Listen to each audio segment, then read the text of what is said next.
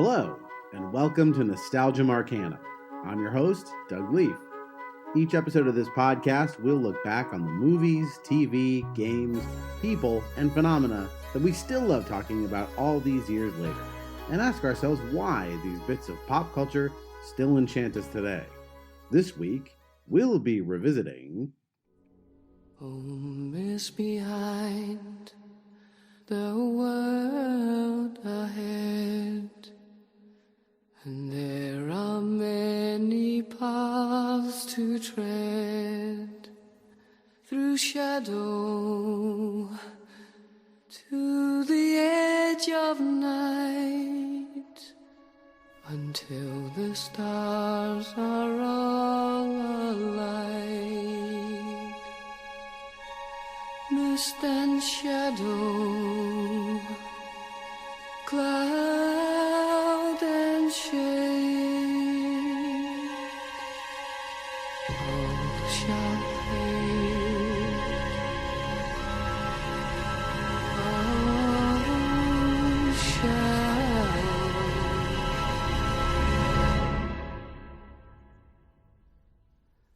fade.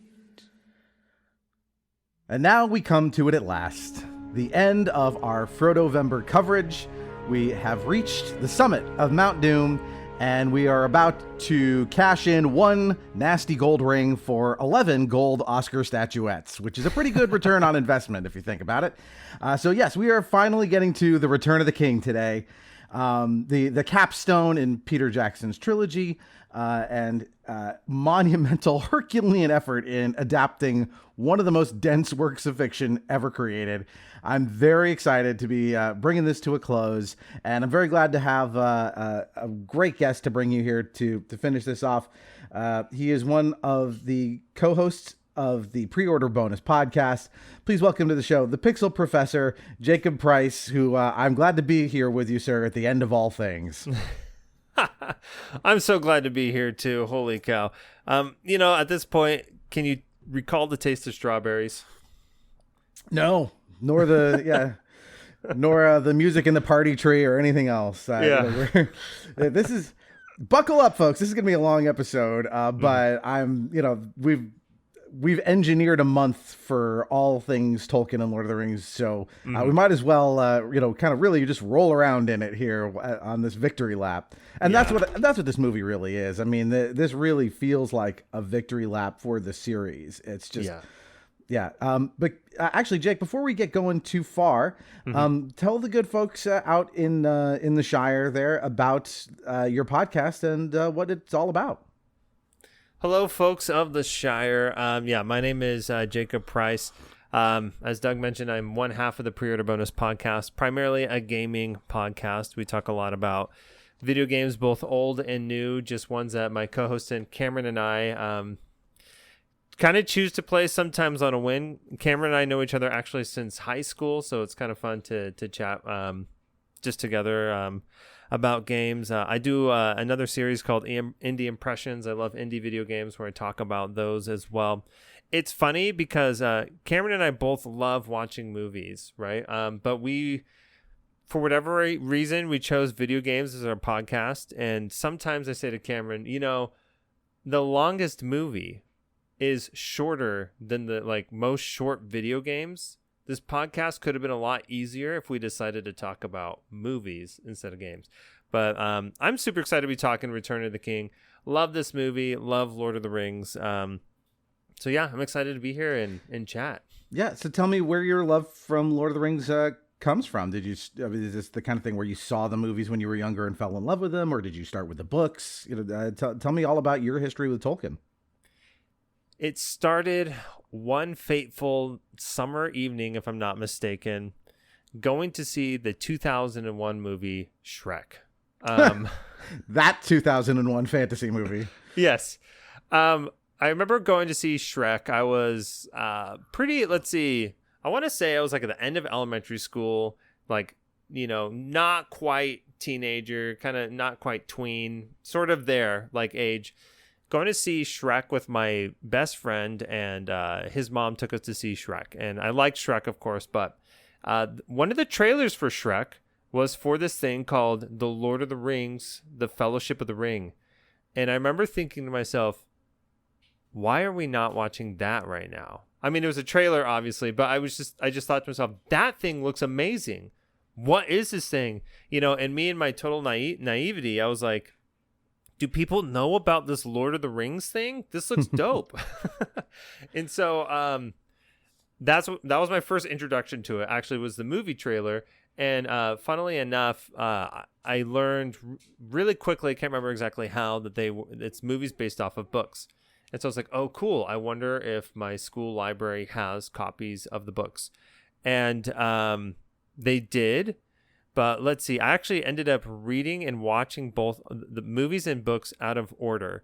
So I saw Fellowship of the Ring, which I believe came out in December of that year in theaters. But the Fellowship of the Ring book was not available for checkout at I want to say it was a middle school library. So I ended up watching the Fellowship of the Ring and then reading The Two Towers and Return of the King. And then I ended up reading the book, I want to say The Fellowship of the Fellowship of the Ring, after I watched The Two Towers.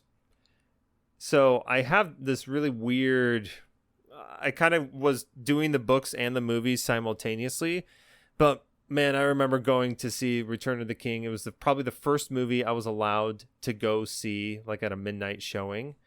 And oh man, that's a tough, for 3.5 hours. That is a tough midnight showing.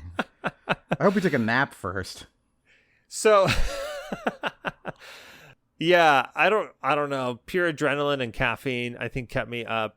It was one of these life-changing experiences when Return of the King came out, and I ended up seeing a few years later Revenge of the Sith. Like, those are probably my first two midnight screenings. And man, yeah, the Return of the King, that was wild. That's a type of energy that I just feel like I haven't been able to recapture in a movie theater. And I was so excited because I had actually read all 3 books by then, and I had seen the first 2 movies, and I was like, I'm here for it. It's funny that you say, like, could I even stay awake? I remember this is so bad. I remember leaving the movie theater being like, I love that. Why didn't they show the Hobbits retaking the Shire? Wasn't long enough for you. It somehow wasn't long enough, despite the fact I also remember feeling like, how did this movie end 3 times? It fades to black, dramatically 3 times at the end there. So that's my history with Tolkien. And since then, I make an effort to reread the trilogy once a year. And actually, with my wife and kids, we do Lord of the Rings week, where we watch all 3 movies over the course of a week, and we do dinners that are kind of planned based on meals from the books. You have to send me whatever schedule you've got for that, because if I could, I'd probably have to like Clockwork Orange my family to make them do that, but it's worth it. So I will tie them down to make that happen. Oh my gosh. Yeah. I love these things. My wife has never watched them. I've tried. I'm like, we got to trust me. Like, you liked Game of Thrones, right? This is the source. Yeah. But she's not a big fantasy person. My daughter's very girly. My son is a possibility. I've tried to kind of go, there's some cool monsters and stuff. I've shown him like pictures of the Balrog and stuff. So we're not quite there yet. They're 9 and 6, so there's plenty of time to get them into it. But plenty of time. Sort of go like, this is Daddy's like favorite thing. Come on. But yeah, if there were like themed meals around it, that'd be great. I'm not going to go into my whole history with it, only because the listeners have heard me do that on the prior podcast. But specifically with Return of the King, obviously by this point, again, I was all in on anything that had to offer. I knew what the ending was. I'm pretty sure I had read the books by the time the movie came around. But we'll get to it as we go through the story. But this is probably the most electric theater reaction I've experienced in my lifetime. Yeah. Like, especially obviously these big, emotional gut punches as the film reaches its climax. And even in the end, the many partings that we'll talk about, obviously. I'm not one of those people that has a problem with how many endings there are. It's like, dude, it's been like, 9.5 hours of like just incredible emotion and action. Like, they earned it. You need this denouement. Like, you have to have it. I get cutting the Scouring of the Shire, which for people don't know, in the books, when the hobbits return to the Shire, to Hobbiton, they find that it has been taken over by Sauron. And so there's this last like horror movie, like, oh no, there's one last scare. And I watched an interview with Peter Jackson, was like, yeah, we knew we had to cut that pretty early. Because like the climax is the destruction of the ring. Like you can't ramp back up after that. Like it really is like, that's where they all lived happily ever after. So it makes sense. But yeah, so like my abiding memories of this are just, the huge emotions that come with this movie, and watching a crowd of a big, I saw it in a huge theater, and just goosebumps from some of these reactions that I'll just carry with. I've, like I said, never experienced anything like it since. And then mostly just that feeling of elation, kind of like when it won 11 Oscars, again tying the all-time record. It won every single category it was nominated for, and that felt a little bit like vindication as well. You're just going like, they earned it. This is very special, this film. So with that, let's get into it, because we got a long way to go. Once again, I'm going to be recapping the theatrical cut. If there are probably things from the extended edition that we will hit on as we go, but the extended edition is almost 4.5 hours. So like there's just not enough time. So this is already, again, for as long as it is, I think the pacing is really good. Yes. So, and of course, and would not be remiss if I did not mention, as with all the other episodes, I have a Lord of the Rings mug. So this one is the Eye of Sauron looming over Mount Doom. Gorgeous. It's gorgeous. My wife mentioned that there's a, shall we say, a Georgia O'Keeffe quality to this image. And I said, if it looks like that, you need to go to a doctor immediately. All right. So, Chapter 1, Smeagol and Deagol. 500 years before the Fellowship is formed, two hobbits, Smeagol and Deagol, are out fishing when a fish pulls the latter into the river, where he spies the one ring at the bottom. He returns to shore, and his cousin Smeagol demands it as a, quote, birthday present. This leads to a fight, and Smeagol chokes his cousin to death. A sequence of flash forward depicts his downfall, degradation, and Cronenberg-like transformation into the creature we know as Gollum.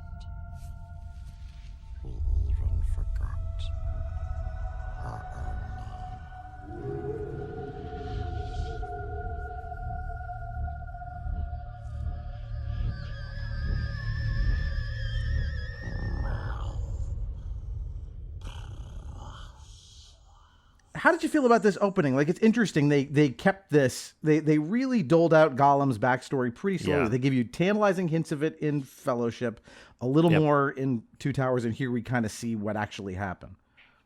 I love this, and I love that this is where it's positioned before the Return of the King. I think this is really well done.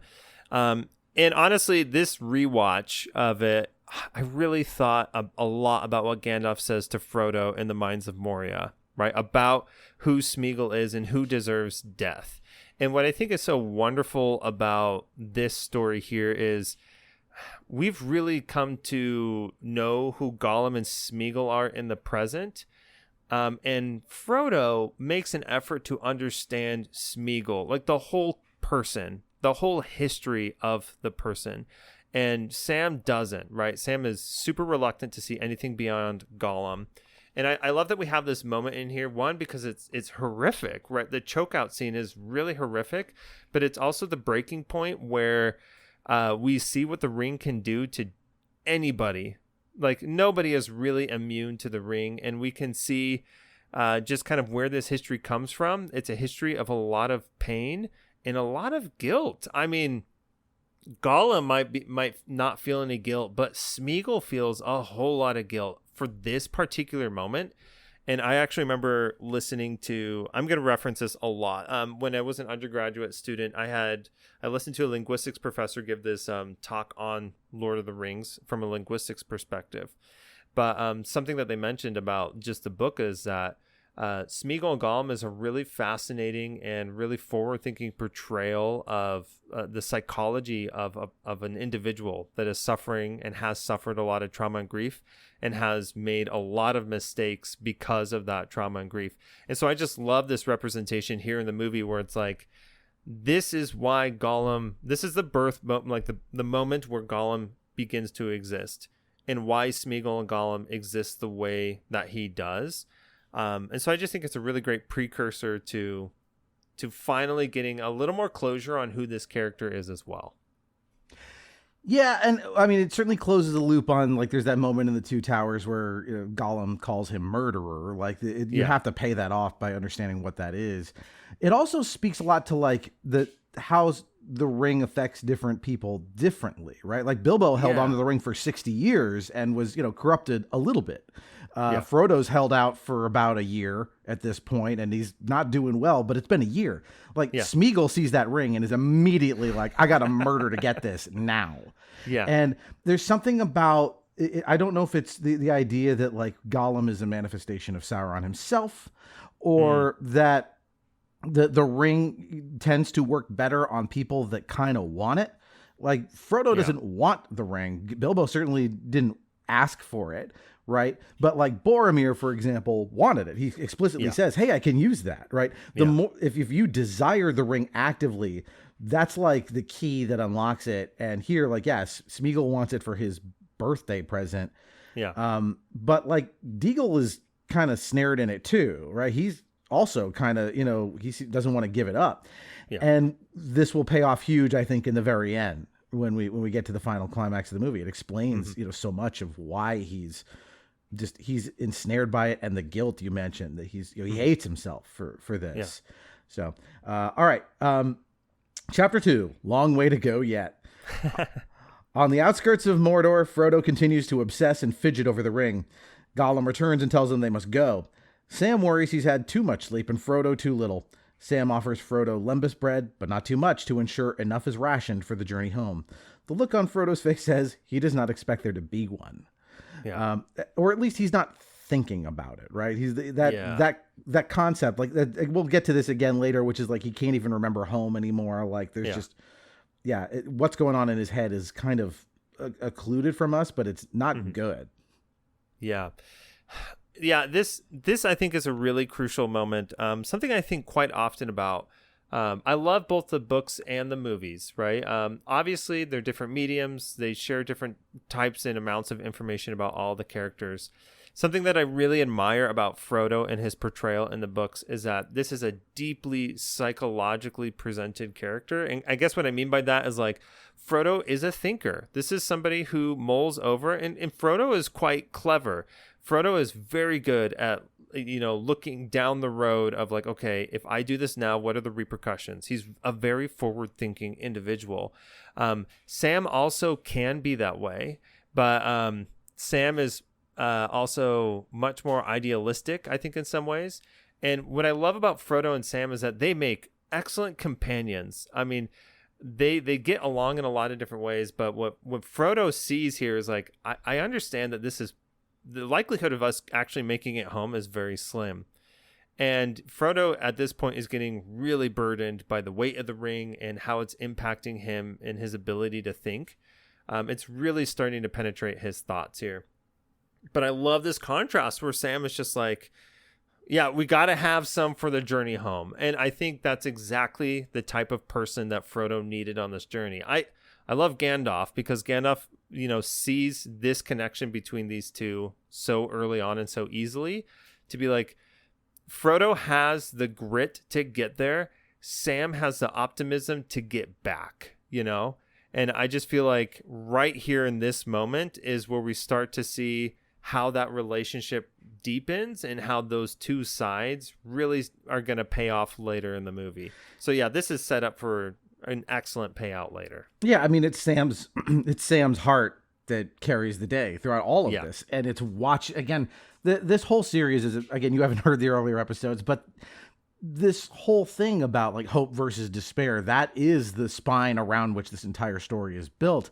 And watching Sam, he's really the personification of like, we have to try, we must keep going, the perseverance that he brings.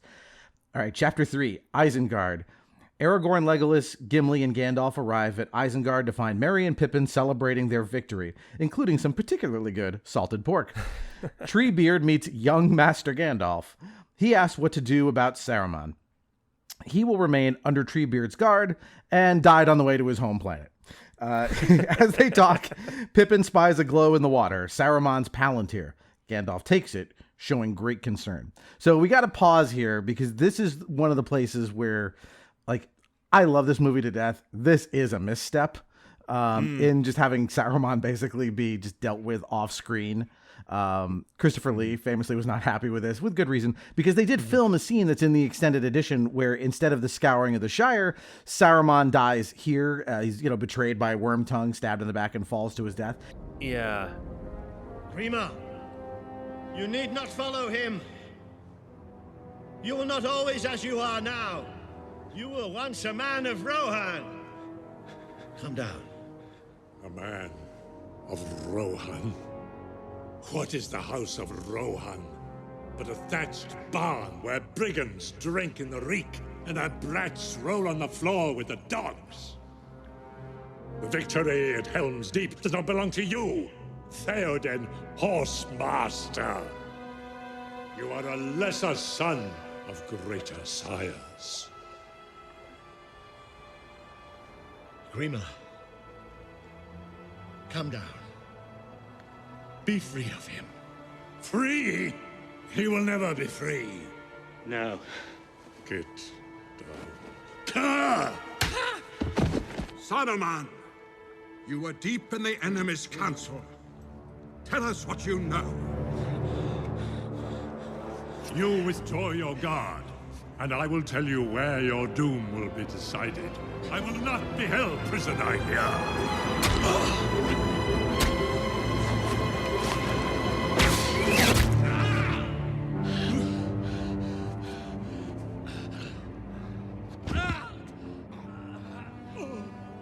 It's a good scene. I think to make that scene actually work, I still have some problems with it.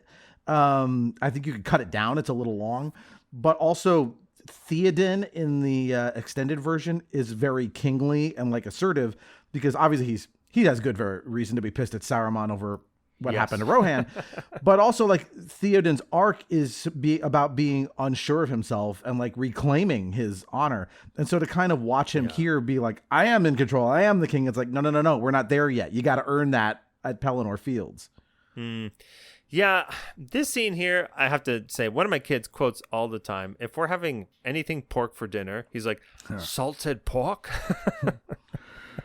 So, which, by the way, one of the meals we do is salted pork. That is definitely one of the meals. Yeah. This scene here, it's really,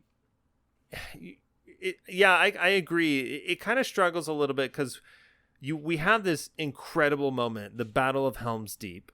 And something I love about the Battle of Helm's Deep is we see Theoden give Aragorn some kingly advice. I love Aragorn's arc as he becomes the rightful king of Gondor.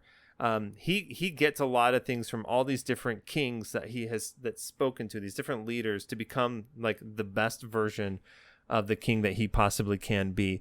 Yeah, and this moment here, like, it's all about the Palantir, really, for me. That's what it looks like. It's like, okay, this is a new plot device that we will be referring to throughout the rest of this movie.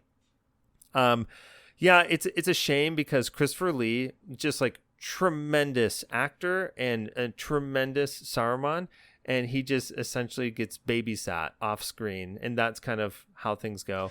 Yeah, I think I share a lot of your thoughts here, where it's just like Isengard is, this scene as it's portrayed in the movie is like, okay, Isengard, we're leaving it behind, and this is how we're leaving it behind, by picking up the Palantir and the rest of the crew, and now we're gonna go to Gondor. So I think it maybe works for pacing purposes to move towards all the events in Gondor, but yeah, for the characters themselves, it's not as good. Yeah, I think, the right call would have been to do a truncated version of Saruman's death and then move on. Because we do have to set Isengard aside. That is dealt with. You just could have made it a little more final and closed. I think, look, the movie's already pretty long. If you added another 4 minutes to it to do this right, I think it would have been okay. But all right. Yeah. Chapter 4, we have time.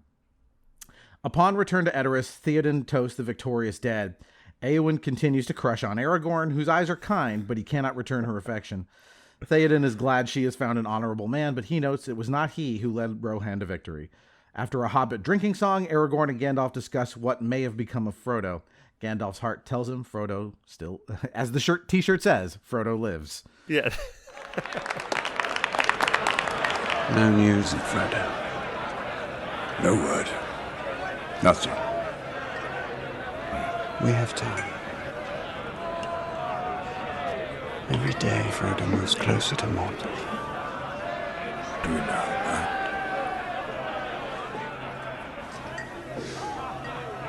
What does your heart tell you?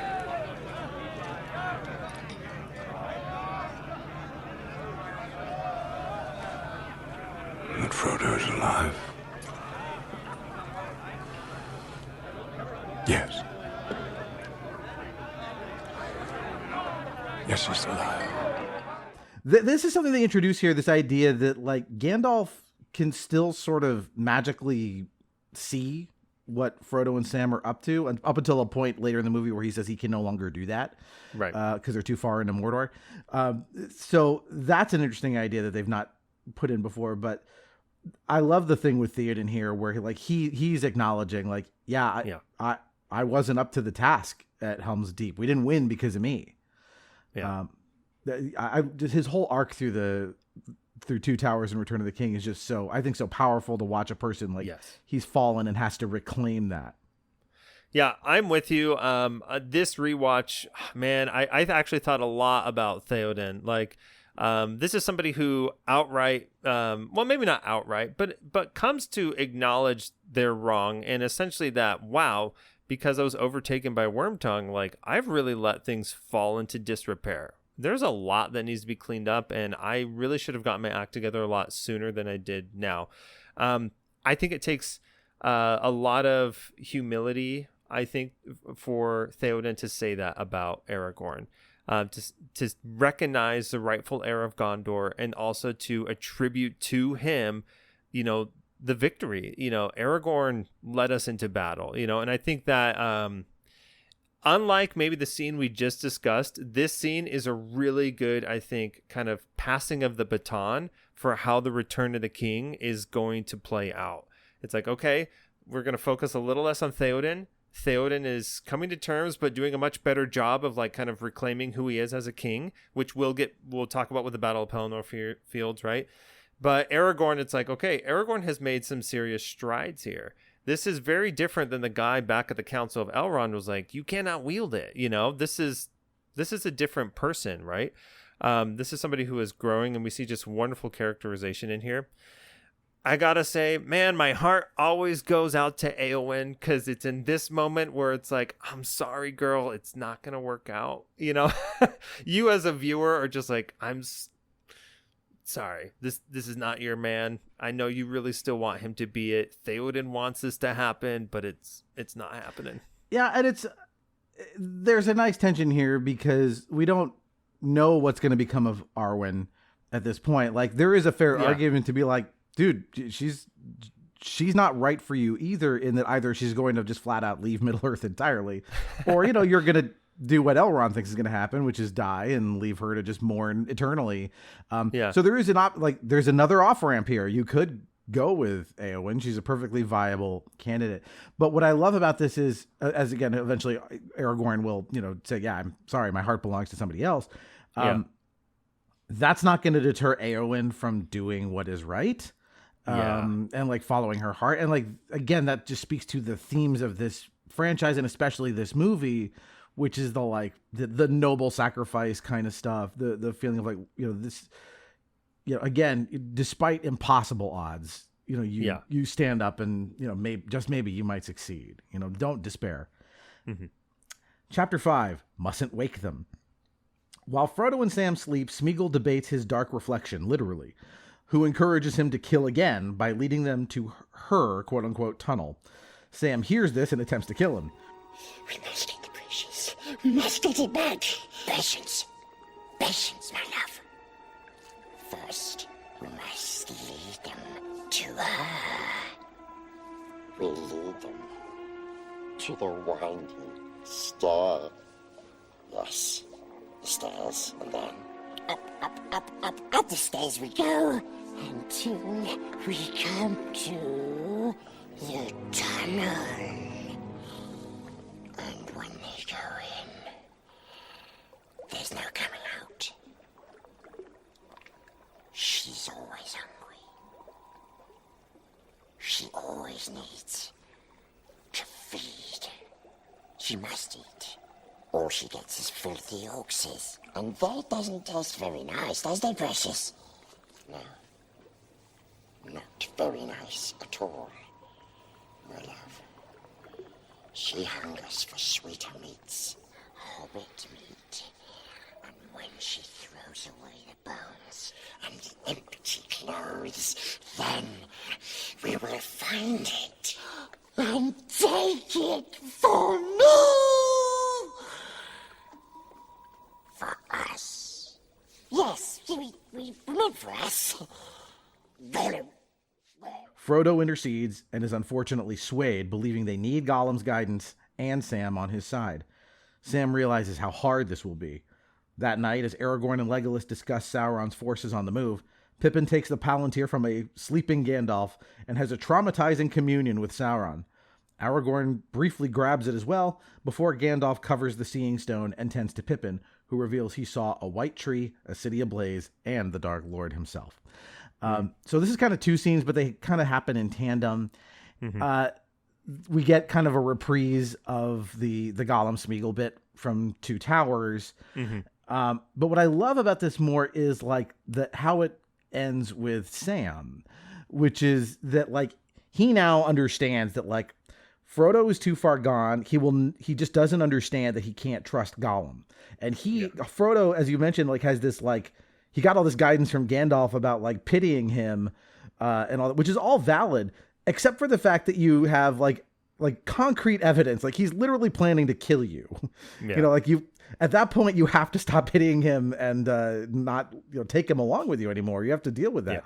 Yeah. And Sam knows, he's like, well, I can't bone out. I can't I have to protect my friend, so I have to stick around for this.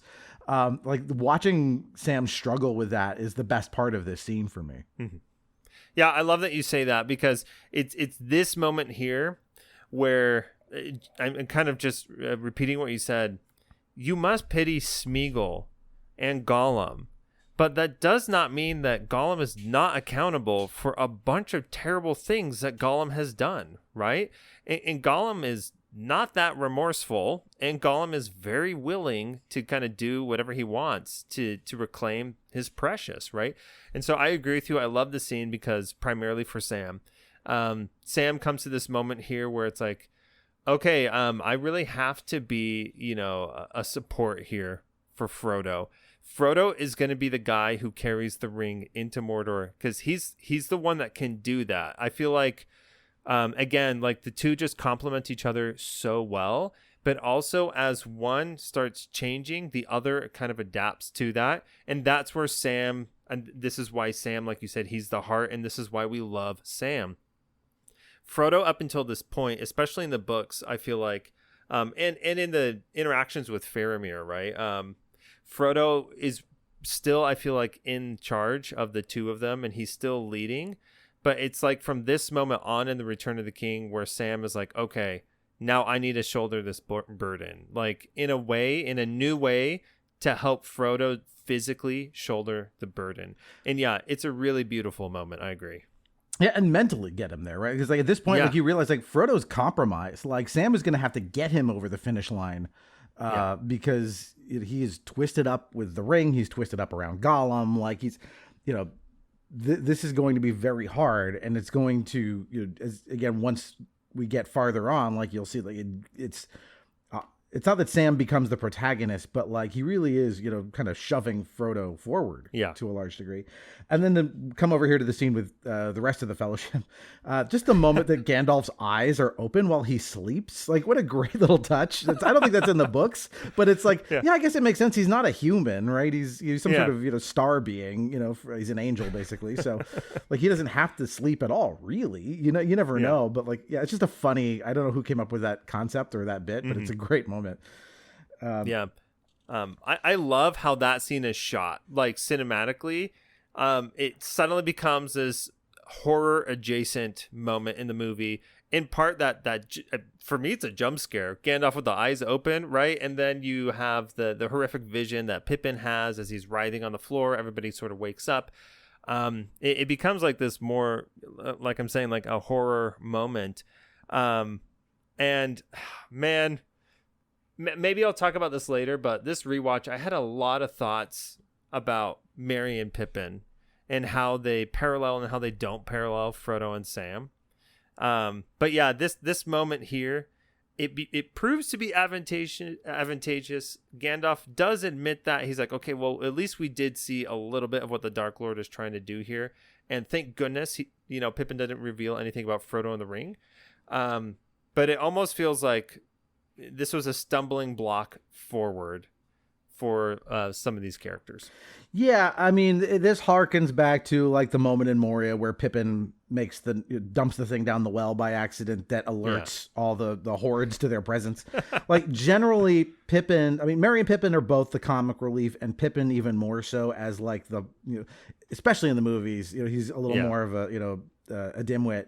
Or at least a klutz or whatever you want to call him. Like he a schlemiel, or actually technically more of a schlemazel if I'm going to be correct in my Yiddish, as he causes problems for everybody else too. But this is where after this point he starts to finally rise to the occasion too, as they all do, right? And that's kind of the most satisfying part of his arc too, which is like seeing like, okay, he's gonna be brave and loyal and everything as well. So that leads us to chapter 6, which I've called A Slight Advantage. Pippin saw a glimpse of Sauron's plan to attack Minas Tirith swiftly and to strike before men can unite to oppose him. Theoden is reluctant to assist Gondor, who did not assist Rohan in its time of need. Aragorn offers to run to warn Gondor, but Gandalf tells him to take another road and look to the black ships. Gandalf will go to Minas Tirith and he will take Pippin, who is the worst, as he says. Merry tells Pippin he is being taken for his protection, and Merry cannot join him. He does not know if they'll see each other soon. Shadowfax shows the meaning of haste as they ride for Gondor. Of all the inquisitive hobbits Peregrine took, you are the worst. Hurry, hurry! Where are we going? Why did you look? Why do you always have to look? I don't know. I can't help it. You never can. I'm sorry, all right. I won't do it again. Don't you understand? The enemy thinks you have the ring. He's going to be looking for you, Pip. They have to get you out of here. And you're coming with me? Merry? Come on.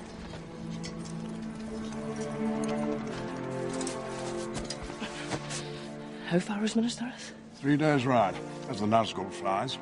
And you better hope we don't have one of those on our tail. Here. Something for the road. Last of the Longbottom leaf. I know you've run out. You smoke too much, Pip. But we'll see each other soon. Won't we? Don't know. Don't know what's going to happen. Merry. Run, Shadowfax. Show us the meaning of haste. Merry!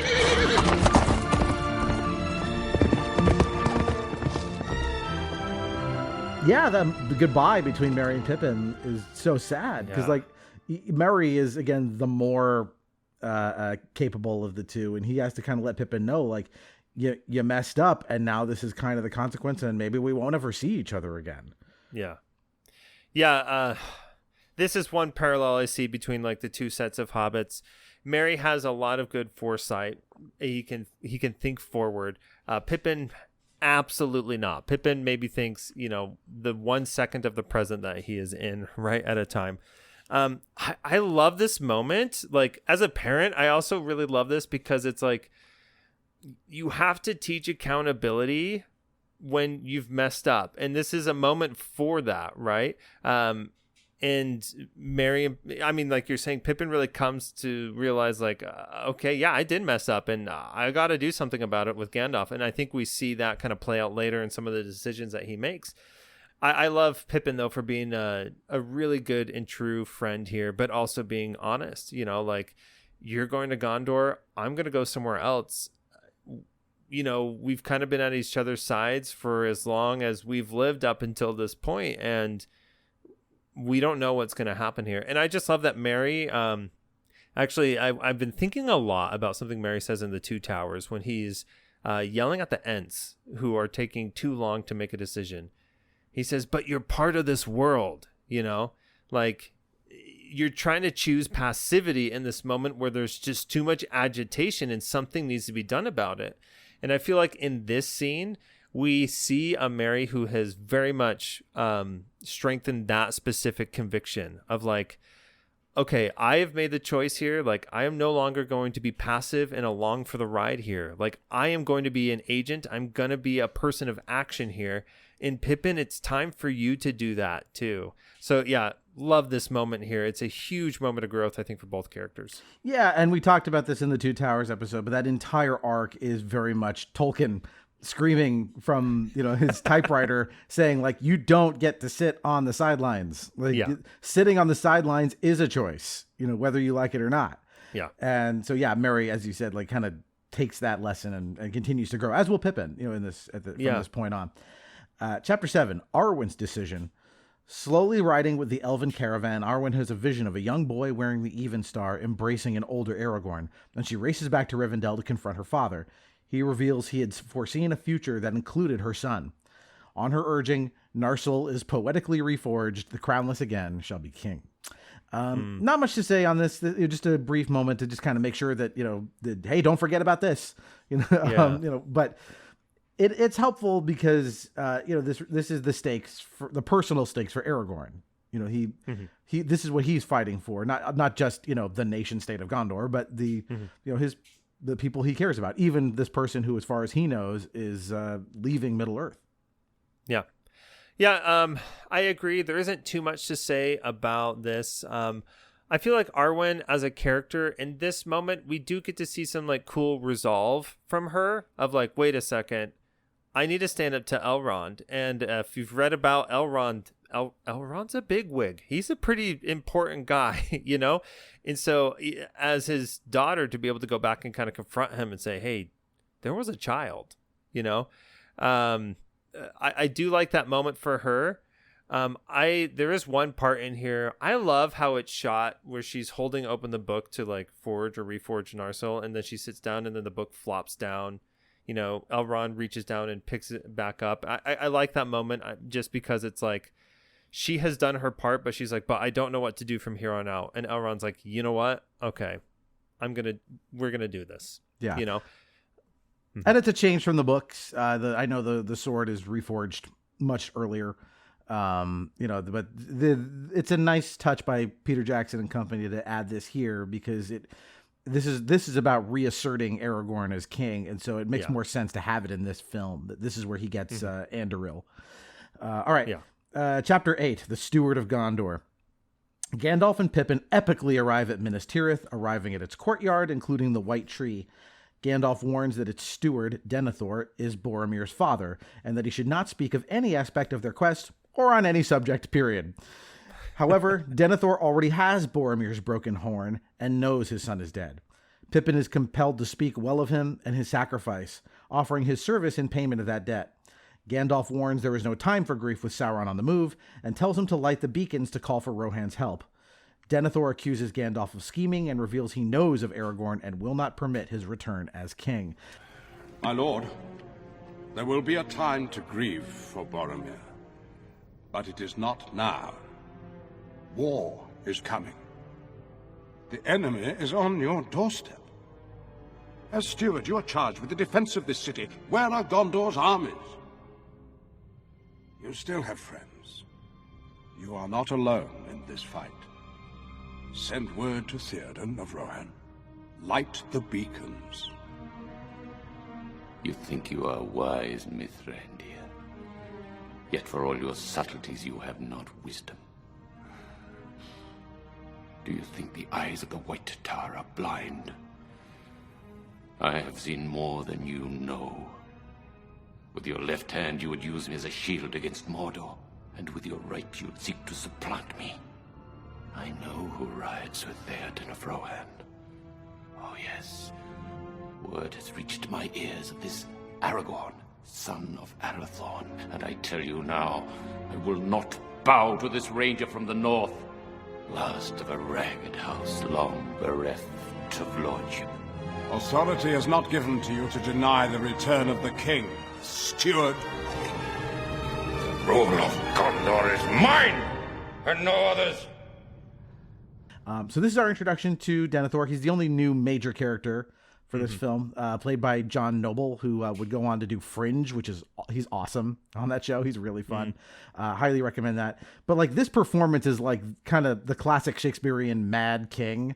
Yeah. This is incredible. Like such a great addition to the story. And I know he's in the extended version of Two Towers. There's a scene of him, Faramir and Boromir in happier times. I'm kind of glad it's a cool scene to watch for like your own personal edification. I'm glad it's cut. That we pick him up here where his mental state is already pretty far in decline. And like, it's yet another thing of like, oh no, we have another obstacle on top of the fact that Sauron's going to come and kill us all. Yeah. Tremendous acting from John Noble here. This rewatch, I was like, man, this guy crushed this role. And from this moment when you first meet him, he's firing on all cylinders. I love it. This is the moment too, right? Where like Merry, we just talked about this. He's kind of like, Pippin, you can't be passive in this world. So Pippin's like, okay, let me do something really active right now. And Gandalf is like, no, not this way. You know what I mean? It's like the intentions here are so good from Pippin, but the execution of it is so bad. It just causes more problems. But that kind of mistake for me is good characterization, because okay, Pippin's taken this lesson to heart. He wants to do something about it, but he's not doing it right, and he'll have to learn from this mistake too. And so I do like this moment a lot for Pippin. But yeah, this Denethor is so good, and you're right, classic Shakespearean Mad King. It's portrayed beautifully. I love the costuming and just like how they presented Denethor as well too. There's just so much venom, I feel like, in his appearance, his cadence, and the way that he speaks. And this is a guy who is also pretty far off the deep end, you know, as far as how he considers his role as steward, what he thinks of himself, what he thinks of his sons, and kind of what he thinks about the situation with Mordor. And I just think from the get-go, you get that beautifully. Yeah, and we'll go deeper into that when we see more about the family dynamic. Here we're, obviously, we understand he's upset about the loss of his son, but we won't see the full shape of that until Faramir comes into the picture. The other thing I love is like some of the in terms of the art direction stuff. You mentioned like I want to mention the costuming here. Which I can't pronounce her name. She won an Oscar for it, but Denethor is always wearing these like black robes. He's like almost a Nazgul in the way he's dressed. Like they that's how they kind of show his corruption. And in the extended edition and in the books, it makes it more clear he's also been looking into a Palantir. Yeah, and that's not good. He hasn't been corrupted in the way that like Saruman was like completely like, yep, I'm signed. Denethor is not on Sauron's side. Like he thinks he still needs to defend his kingdom, but his despair is at like near redline levels, right? Yeah, which is partly to blame. And then the other art direction thing is this throne room, right? This is the room for the throne of Gondor. And the whole concept is, right, like the kings of Gondor after Isildur are gone. That's why Aragorn has to return, as the title says. And in their stead, this line of steward kings has been taking care of Gondor for thousands of years. And what I love is that, like, so you've got this enormous white marble throne that's so grand, but the steward doesn't sit on that throne. He sits on a little dinky chair next to it. And, like, you can just feel, like, when Denethor basically says, I'm not letting this guy from the north come back in and be king, like the inferiority complex about that too, that's also like built into this dude's fucked psychology is so just, it's perfectly realized visually. Yeah, 100% agree. I think this throne room is gorgeously laid out. And I think the first few times I watched Return of the King, I didn't notice where the steward actually sits. But yeah, paying attention to that now, it's like, ooh, yeah. I mean, it's such a fantastic introduction to the character. It tells you so much in so little. Yeah, and then the last thing I also want to point out about this, I know that we got stuff to do, but just as with Helm's Deep, the introduction to Helm's Deep was really important because Peter Jackson did a great job of laying out, like, here's where the fortress sits, here's where the valley is, here's how it's constructed, here's how you get in, right? So that when the battle starts, you have an understanding of like the stakes and the moving parts. He does that here again with the ride into Minas Tirith, and you can see there's this enormous expanse, the Pelennor Fields, which is just nothing, just a big blank grassland that's flat. But then the different rings of the city, these layers of protection as you go up and up and up. Again, that gives you, the audience, the framework when the battle starts. So just wanted to point that out. All right, Chapter 9, What's Coming? Gandalf and Pippin leave Denethor and discuss the terms of Pippin's new position as guard of the Citadel. It's so quiet. It's the deep breath before the plunge. I don't want to be in a battle.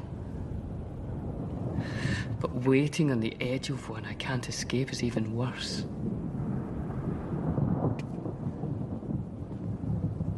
Is there any hope, Gandalf? For Frodo and Sam? There never was much hope. Just a fool's hope.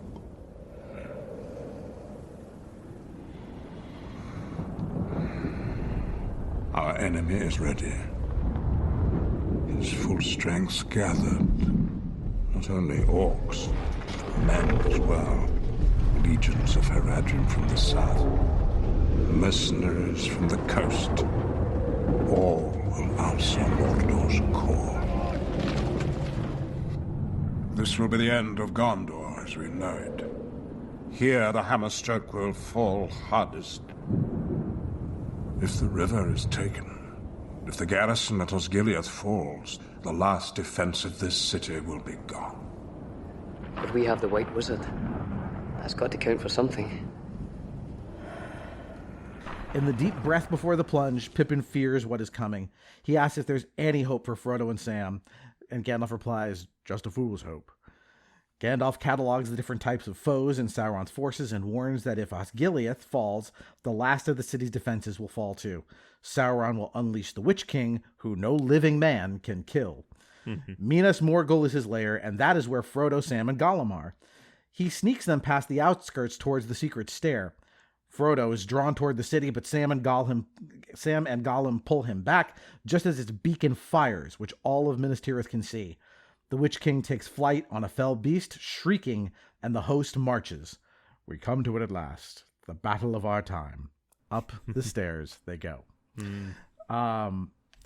They're so good at like setting like dread in these movies. They're just the oh no, we're all fucked. Like, yeah. They throughout the entire franchise, they're so good at showing you something and just letting you sit there and go like, how can our heroes ever overcome this?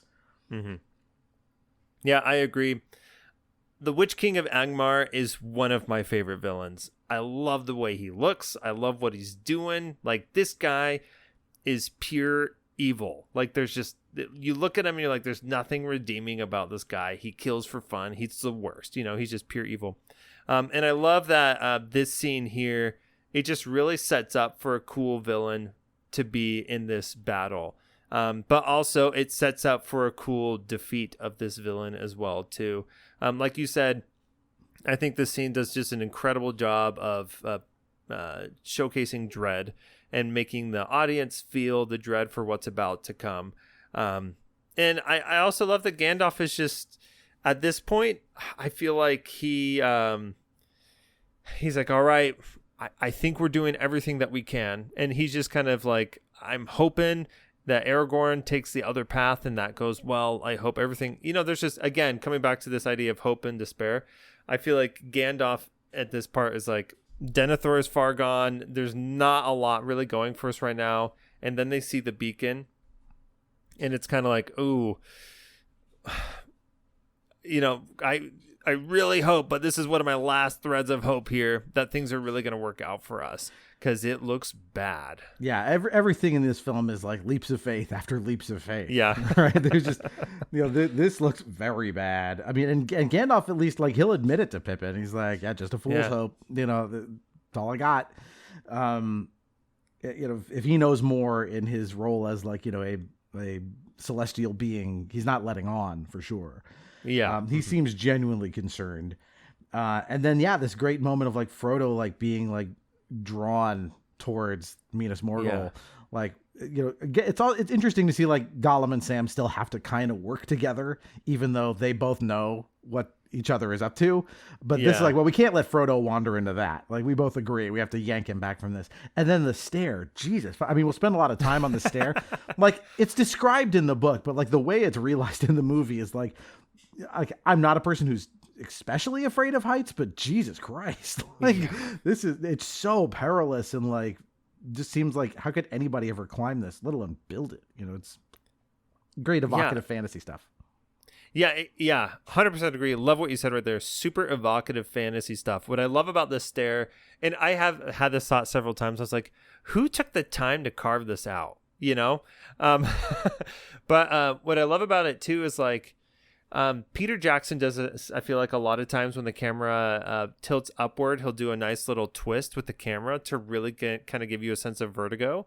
And right here, that sort of camera work when the stairs are presented and you see just how jagged and, like, they're not uniform, they're steep, they don't make sense. You're questioning if that's a stair or it just happens to be a natural ledge. Like, the perilousness, you know, the peril of just looking at the stairs and seeing, like, dude, this is another hurdle that we got to get over. And, you know, I feel like watching the scene, I think about Sam, and Sam is just, like, calculating. He's like, dude, these stairs on a good day would be freaking difficult, you know? But we got Frodo, who's slipping, and we got Gollum, who's far gone, and we got Mordor. We're, like, at the gates of Mordor. You know, this is just another moment where it's like, holy cow, can we get a win? Can we get a break? Oh, yeah. No, you can't. No, and the gravity that, like, because, like, Gollum commands them. It's like, climb. Yeah. But the way they put, like, the reverb on that, you know, like, you know, it's not like when Gollum normally talks, they don't do that. This is just, there's a way that that's like a command, because as untrustworthy as he is, this is their best way into Mordor. And it's not good, but we already saw they can't get in the Black Gate. This is it. So, like, it's, there's this, like, the way he kept that command of doom as they start climbing the stairs is so good.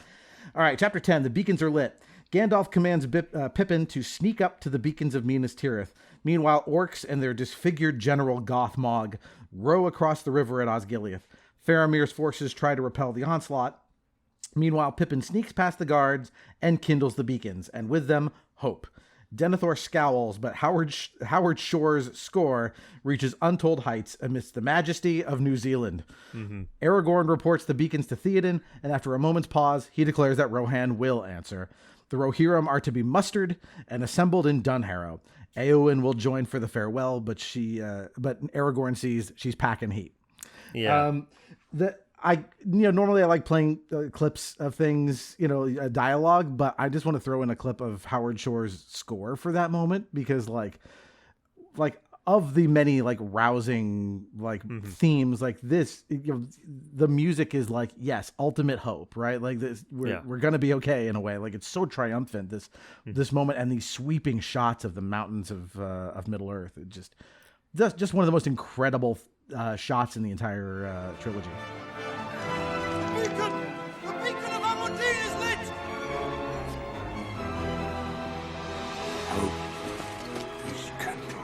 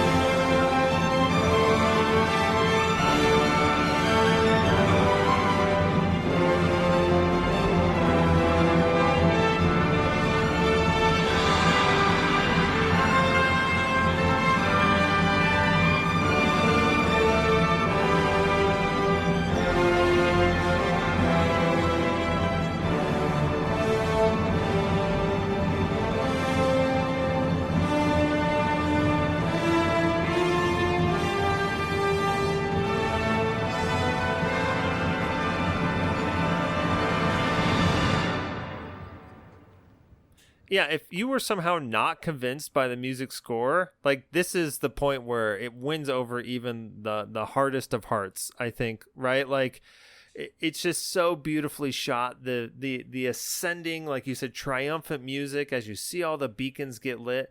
Like you can't help but just to feel joy and excitement.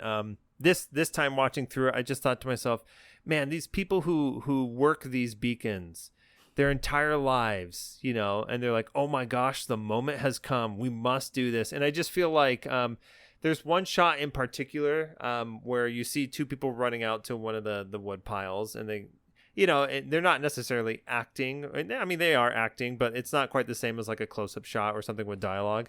But watching that, I was like, man, these people are like, there's so much excitement. There's so much enthusiasm. Like, there's hope. Like, we can do something about this. Like, wow, we're going to use this super antiquated method of trying to reach Rohan and make it work. And then just to have Theoden be like, Rohan will answer. Like, it just feels like such a victory. You can't help but just want to take up arms with them. Yeah, this is one of the things that Peter Jackson does so well. Like we talked about how good he is at setting the dread. He's also really good at the but there's a little shot in the arm, just enough, to get you to go like, yes, come on. He's so good at throttling back and forth between those two things to really play on your emotions. And it's nowhere better than in this film, I think. Yeah. All right. Chapter 11, Retreat. Suffering heavy losses and beset by Nazgul, Faramir is forced to retreat from Osgiliath to spare the lives of the men in his command. Gothmog spears a soldier and declares the Age of Men over. As the soldiers flee, Gandalf repels the enemy with magical light to cover their escape. Faramir delivers news to Gandalf and sees Pippin, revealing he has seen Frodo and Sam just 2 days ago. They are taking the road to the pass to Cirith Ungol. This is worrying news. Yeah, again, another great moment, like when Gandalf rides out with the staff, put it on the side of a van, as I've been saying throughout this series. So yeah, not much to say about this other than this is just setting the stage for Faramir. He's trying his best against impossible odds, and this will pay off better in a little bit, where Denethor gives him a lot of shit for this. Yeah. It's so, we've talked about, I feel like there have been moments of despair and moments of victory, right? Like up until this point. And I love how the scene mixes them both really beautifully. Like when Faramir and the company are riding from Osgiliath to Gondor, right? it's not necessarily a massive distance that they have to cross, but when you're up against the Nazgul, there's just never enough time or speed to get out across those fields. And to see like those zoomed out shots of them just getting picked clean, like as they're riding their hardest and fastest to come in, you're like, dude, oh my gosh, the numbers are ticking down so quickly. And then to see Gandalf spring into action and repel the Nazgul to save who he can, it's just, I don't know. It's a really beautiful moment. You get this visually and metaphorically, this contrast between light and dark that works really well with, you really see who these forces are and what they represent and just how this is playing out. I really, really love that moment. The one thing I wanted to say about the scene is, I love how when Faramir comes in and he sees Pippin, that Gandalf, who is paying attention, and he notices, he's like, this is not the first time you've come across a halfling. Like he starts putting two and two together, and that fool's hope gets rekindled into real hope at one point where he's like, okay, you saw them just 2 days ago. Okay, they're taking Cirith Ungol. I'm sure Gandalf is like, okay, that wouldn't have been my first choice, but I guess they're alive and they're still making progress. This is worrying news, but at least they're not dead. The confirmation that as of 2 days ago, they were still going. Yeah, and I don't know if there's something in the extended edition in this where Faramir also says, oh, by the way, they have a golem with them. Like, he doesn't say that. And I don't know if Gandalf knows that otherwise, but obviously that would probably change the calculus for how Gandalf feels about this situation. Yeah. All right, chapter 13, Pippin's service. I'm sorry, chapter 12, the stairs. Frodo, Sam, and Gollum climb the precarious stairs. Gollum reaches a ledge first and sees the ring around Frodo's neck. Sam fears what he will do, but Gollum pulls Frodo to safety and notes the heavy burden he carries. Why does he hate poor Smeagol? What has Smeagol ever done to him? Master? Master carries heavy burden. Smeagol knows. Heavy burden. That one cannot know. Smeagol look after Master. He wants it. He needs it. Smeagol sees it in his eye. Very soon, he will ask you for it. You will see. The fat one will take it from you. He warns Frodo Sam will soon make a play for the ring. Meanwhile, the Witch King commands Gothmog to slay them all. He will break Gandalf personally. One thing I love about this scene, right? Again, we're going to set is Gollum just trying to gaslight Frodo to not trust Sam. But that scene where, like, it's kind of from Frodo's perspective as Gollum is on the ledge above him, reaching down. Yeah. It's not like they change his character model, but in that moment, like, he looks all of his, like, 500 years old. Like, there's something about, like, he looks real, like, gaunt, and like you can see every crevice in his face and then like, as he pulls him up, he's like, rah, and he's like cute again, for a minute. Like I something about that shot is just like they turn him into a true like horror creature for a second. Yeah, I love that. And I love how it's shot where, is Gollum reaching for the ring or is he reaching for Frodo, right? We follow Gollum's eyes as it sort of tracks from Frodo's face to the ring, because I think at that point maybe it slips out of the vest or something and it's swinging right in the open. But yeah, I love that because you just see it in his eyes. Just I mean, as an audience member, you're like, dude, we know what Gollum's doing here. He's getting Frodo to a place where it's easy to get the ring from him, right? And then Frodo at this point, I feel like he definitely is kind of entering zombie mode. His eyes are starting to be much more empty. His limbs are moving out of muscle memory, not so much out of his own will at this point. Yeah, I love that. And also that it tells us, Gollum is crafty. He's playing a long game, right? Yeah. He's like, oh no, I'm going to help Frodo. So Frodo will not think I'm doing anything suspicious. I can't give him cause to trust Sam against me. Yeah. So he's always accusing me and saying nasty things, as he pulls him up. All right, chapter 13, Pippin's service. The soldiers wonder if Gondor will come, and Gandalf tells them to stay strong. Pippin swears fealty to Denethor, kissing his ring. He sits down to a meal before Faramir, criticizing him for failing to hold Osgiliath like Boromir did. He is commanded to retake the river crossing. Faramir asks if Denethor would have preferred he died and Boromir lived, and Denethor confirms this. I do not think we should so lightly abandon the outer defenses. Defenses that your brother long held intact. What would you have me do? I will not yield the river in Pelennor unfought. Osgiliath must be retaken. My lord, Osgiliath is overrun. Much must be risked in war.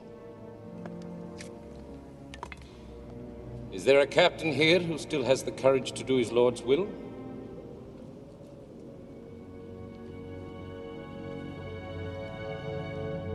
You wish now that our places had been exchanged. That I had died and Boromir had lived. Yes. I wish that.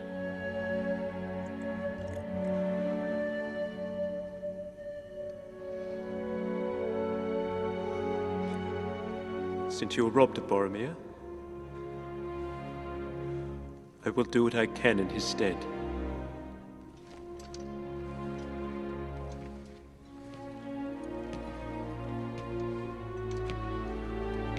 If I should return, think better of me, Father. That will depend on the manner of your return. Jeez, this is hard to watch, this whole scene. Oh. Again, I mean, tremendous acting from Jonathan Noble here. Gosh, dude. Yes, I wish that very much, right? Had you wished our, positions had been swapped or we had been swapped places or whatever. Right, I died and he lived. Yeah. Yeah. Oh, just the absolute. I just feel like the delivery of that line is just a knife stab into Faramir, and I love the acting just in this whole scene. Just that conversation it's bleak, it's awful, it is brutal, it's raw, and I just think the actors here do such an incredible job with that. One thing that always stands out to me is the kind of close-up shot of Pippin kissing Denethor's ring. It looks like he's being asked to kiss like the bone of a rotting corpse, Again, the acting in here, and what I love about this scene and a lot of scenes with Denethor is just there's such a wonderful physicality to how they're acting in addition to their line delivery that just really makes you hate Denethor, right, for what he's doing. Yeah, because he tries to appear magnanimous about it. He's like, I thank you for your service. He's so, proud of his new guard or whatever he's going to do with Pippin. But yeah, watching him twist the knife into Faramir and like also his like cavalier misunderstanding of the battle dynamics where like Faramir had to get out of there because he cared about the lives of the people he serves with, right? He had to, there was no choice but to retreat. And when Denethor basically says, go back there and retake it. Like how? With what? Like that's not possible. And so he knows he's being ordered to his likely death. And Denethor just can't be bothered. It's just like, oh, you fucked up. Go fix it. My fail son. That's how he treats him. Like it's, and David Wenham here does like such an admirable job of like trying to appear heroic in the face of this incredible, like just, this isn't like an insult. Like this is like my kids, they're young. They're like, oh, who do you like better? Me or my brother or whatever. They'll do that stuff. And every time I will always say, I don't do that. We're not playing that game. Yeah. I love you both equally. I would never, ever, ever take sides on this. So to like watch a parent literally just like, I wish you were dead and the other one was alive. Like it's hard to imagine a crueler thing to say to anybody. Yeah. Yeah. Like that is so cruel and so damaging to somebody. And, as a parent too, like, yeah, you don't want that. No parent should have the instinct to want to psychologically damage their child in such a way and create competition among siblings, right? Yet Denethor here simply is doesn't care, right? I mean, like, I don't think later we'll see this when Denethor finally looks out across Pelennor Fields and at Osgiliath. Like, this is a guy who has the power to make people do things, but has no idea what he's asking of them. Like, he understands that Faramir might die, but he does not understand any, like, he was probably given a report of what's happening on Osgiliath. Dude did not look at it at all. You know, he doesn't know. He doesn't know the numbers. He's not paying attention. He doesn't know where the line is. All he knows is that, maybe Faramir should die and maybe I should let him die. Or just like, just go get it done. Like, there's definitely leaders, whether it's, politicians, corporate business leaders, there's some sense of just like, yeah, you just go do it. Go do the thing. I'm just going to, demand it happens. And you don't think about how, or if it's even possible, right? Yeah. Chapter 14, The Load. Gollum wakes and leaves lembas crumbs on Sam before tossing the bread down. When Sam wakes, he accuses Gollum of sneaking. He then wakes Frodo and discovers the bread is gone. Frodo accusing Gollum. Frodo agrees Gollum doesn't eat the bread. Gollum accuses Sam, who attacks him. Frodo pulls him off and collapses. Sam notes his exhaustion and offers to share the load. Oh, I'm sorry. I didn't mean it to go so far. I was just so angry. Here, just rest a bit. I'm all right. No, you're not all right. You're exhausted. It's that Gollum. It's this place. It's that thing around your neck. I could help a bit. I could carry it for a while. I could carry it. Share the load. Get away! I don't want to keep it. I just want to help. See, he wants it for himself. Shut up, you! Go away! Get out of here! No, Sam. It's you. I'm sorry, Sam. But he's a liar. He's poisoned you against me. You can't help me anymore. You don't mean that. Go home.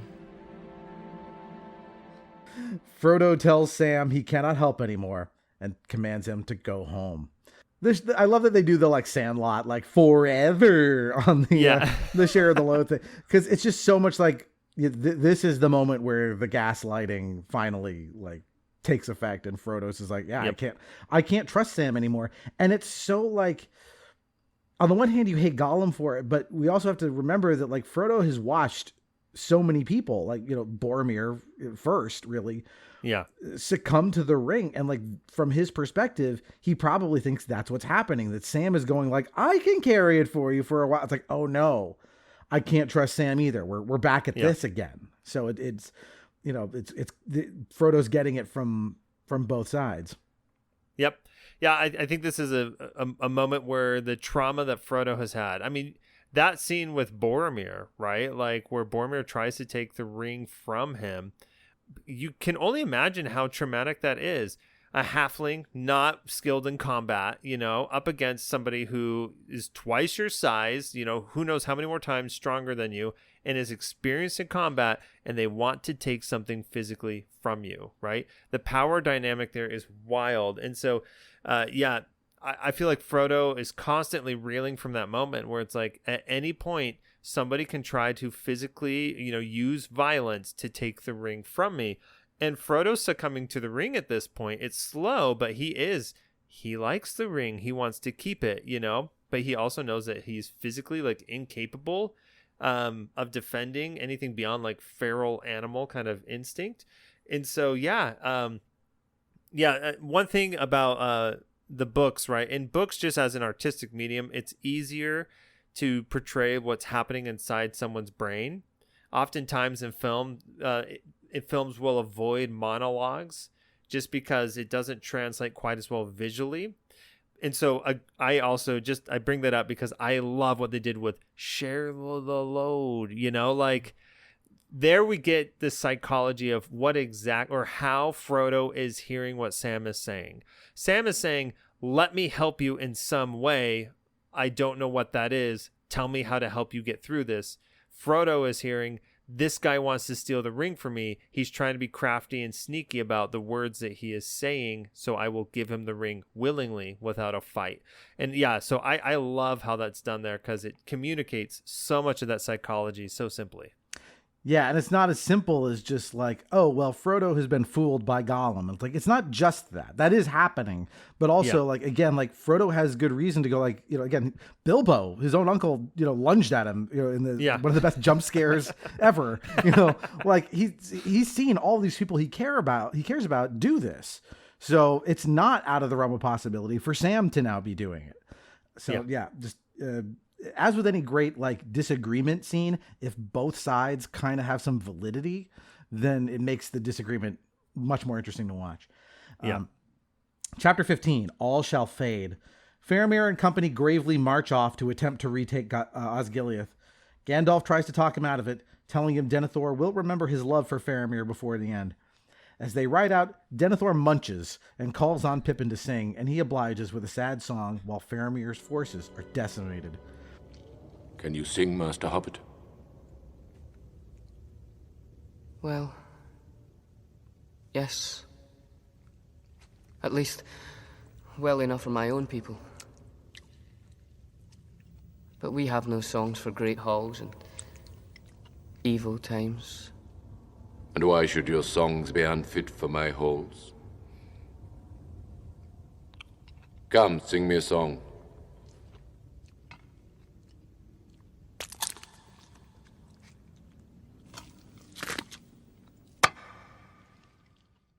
Gandalf sits quietly alone. The Mordor war machine advances across Osgiliath. This is like, I love that they chose to like, why don't we just make Denethor like gross when he eats? Like as yet another way of just showing like how cavalier he is. Like everybody else is off like on this death march and he's like just bursting tomatoes open. I love this scene so much. In our family weekly Lord of the Rings, or in our family's Lord weekly, wow, you really got them. In I misspoke. I mean, in a perfect world, maybe weekly we do this, but sorry, in our family Lord of the Rings week, this is one of the meals that we have. He's eating a turkey leg, grapes, and grape tomatoes. That's the meal, and so we do that, but we also have other foods so our kids will actually eat. Mm-hmm. But one thing that we do is we do a contest every year to see who can do the tomato thing most like Denethor. So like bite the tomato in half and just have it just like juicy explode, because it's so disgusting, but it is so emblematic of who this guy is and where he's at mentally. And this is another one of those moments. I love that this is kind of like a low-key passive resistance thing that Pippin does. Because Denethor asks Pippin to sing a song. He's like, what? They have no songs of war. I'm paraphrasing here. I'm missing it. Like, no great songs from the Shire. And Pippin says, we don't have songs of war. Or evil times. Or evil times. But he sings this song that is beautiful, but it's also very much condemning what Denethor is doing in this moment. And so for me, this is kind of going back to this character growth of Pippin as somebody who is no longer being passive. This might not be like a great act of defiance. He's not flipping over a table. He's not committing regicide in this moment, but he is expressing his opinion on the matter to the authority figure in the room, whether or not that guy's going to listen or pay attention or catch it. Yeah, and the song is beautiful. It's sung by Billy Boyd himself, of course. Mm-hmm. He has a very nice singing voice. The song is like any song you hear in this franchise. It's from the books. The lyrics are by Tolkien, but they're not from this moment. They're from, I think they're all the way back in Fellowship somewhere where this song appears. So I think it's a really genius moment to have it transplanted here because the lyrics are so meaningful. Yeah. Again, this All Shall Fade thing, being kind of a companion to the other song that you hear a lot is The Roads Go Ever On and On, which is, this concept. Like when the hobbits look at death, and most characters, especially we'll talk about with Gandalf later, like death is not the end. But the way the song is being used as like finality here. I love what the melody Howard Shore wrote for this. It's very sad. It's very minor key. It sets the tone perfectly as it is juxtaposed with the horses, riding out towards certain doom. Sorry. All right. So, chapter 16, Dunharrow. The Rohirrim are mustered. This is the correct verb, by the way, for describing Rohirrim. This is what you do with them. It's the only verb, right? The only thing you do with them is you muster them. Yes. Theoden confides that he's mustered less than half of what he'd hoped for. Aragorn notes they must ride at dawn. Horses are restless. Legolas asks why, and they discuss the evil road to the Dimhold nearby. Aragorn gazes down the path and has a ghostly vision before Gimli pulls him back. That night, Éowyn dubs Merry a true esquire of Rohan. Éomer doubts his ability. Éowyn asks why he, and not she, fight for those he loves. Elrond arrives, reporting that Arwen's life will end if Sauron is not defeated. Elrond reports Sauron has a fleet approaching from the south, and Aragorn needs more men. Elrond says there are those who dwell in the mountain. Arwen's life is now tied to the fate of the ring. The shadow is upon us, Aragorn. The end has come. It will not be our end, but his. You ride to war, but not to victory. Sauron's armies march on Minas Tirith, as you know, but in secret he sends another force which will attack from the river. A fleet of corsair ships sails from the south. They'll be in the city in 2 days.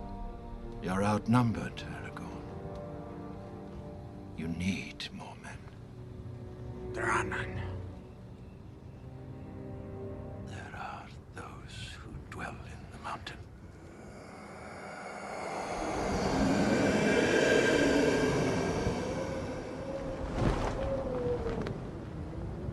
Murderers. Traitors. You would call upon them to fight. They believe in nothing. They answer to no one. They will answer to the King of Gondor.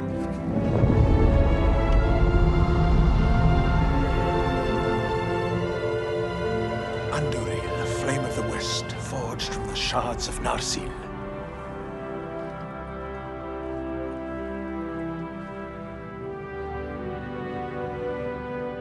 Aragorn says they will answer to no one, but Elrond replies they will answer to the King of Gondor, handing him the reforged sword Andúril. He gives hope to men. Aragorn keeps none for himself. There's a lot, I think, in here. There's a classic, let's see, Peter Jackson does another dolly zoom, right? When you're looking into the tunnel, which he's done several times, I think, up until this point in the movies. Love that. I love how, I guess this conversation is making me realize I feel like maybe more in Return of the King, we get things that are horror movie adjacent, right? Like we're going into the haunted mountain with the ghost army. This is something straight out of a horror fantasy book, right? In literally, right? We were talking Lord of the Rings, but like, I just like how that's capitalized on a little bit more here. I love this interaction between Aragorn and Elrond. Watching this, I'm like, oh man, this is Aragorn talking to his father-in-law. Like, I don't know why, but that's how I always like redefine the relationship in this moment here.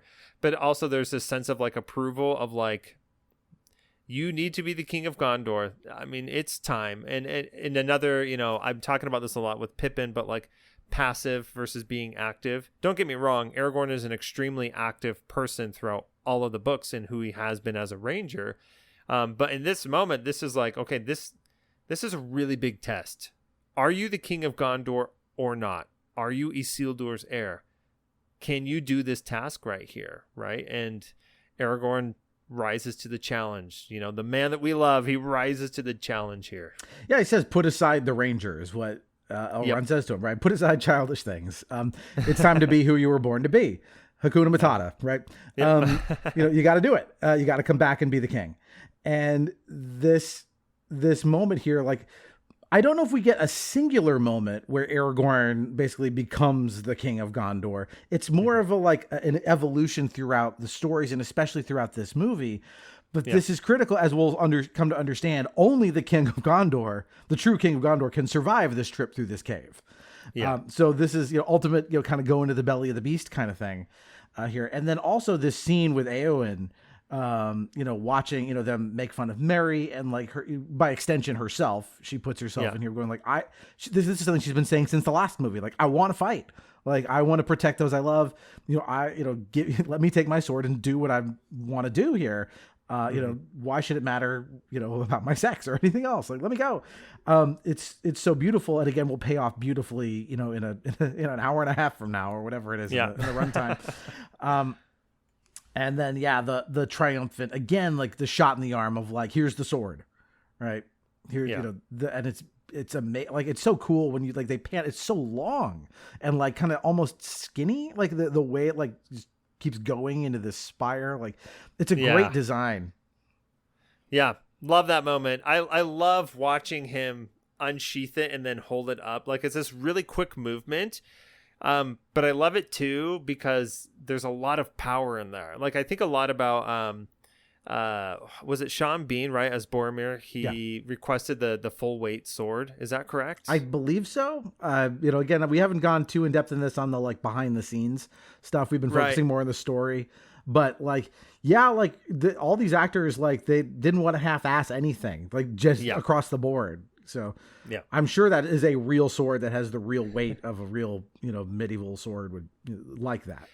Yeah. And honestly, that's the point that I really want to make, is that moment there feels super triumphant. It is a moment of power, right? Like, okay, take the mantle, take the sword, be the king of Gondor, right? Right. Just one quick thought with Éowyn and Mary there. I love this. I mean, because it is setting up for the triumph that both of those characters are going to have in the Battle of Pelennor Fields. And we want to root for them. And listen, Éomer is a character that we like, but it's one of these moments where it's like, well, maybe Éomer is short-sighted on what these two are actually capable of. And I think it's done well in such a way that it doesn't necessarily like slight his character, but it does, because he kind of represents the general opinion of the Rohirrim towards people like Éowyn and Mary, where it's like, listen, this is our thing. You don't have to do this, and it's almost like, of course he is joking and mocking them, but like, to me, the scene, I kind of read it as like, this doesn't have to be your fight. But they're choosing to be active in this moment here, which is cool. Yeah. And I think there's a moment, I can't remember if it's in the theatrical or in the extended version, but when the Rohirrim are leaving to go to battle and Theoden tells her she can't go, his rationale is better, which is, like, someone has to survive this and lead Rohan. Yeah. You don't come. His thinking, again, this is a one-way trip. All right, chapter 17, off to battle. Éowyn tries to stop Aragorn from leaving, professing her love. He tells her he cannot return her affection. Why are you doing this? The war lies to the east. You cannot leave on the eve of battle. You cannot abandon the men. Éowyn. We need you here. Why have you come? Do you not know?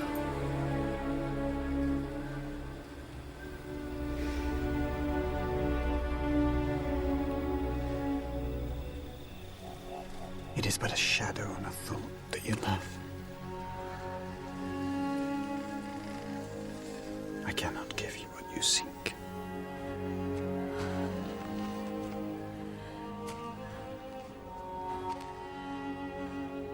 He plans to go alone, but Gimli and Legolas will not let him. They ride off toward the Dimholt.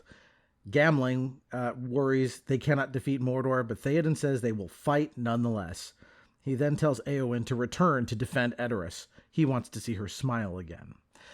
So that was that moment I was talking about. But yeah, this, we don't get as much of the like Aragorn, Gimli, Legolas, like comedy trio that we got in Two Towers or even Yeah. fellowship. Like, unfortunately, that has to be sacrificed a little bit because there's so much other stuff happening.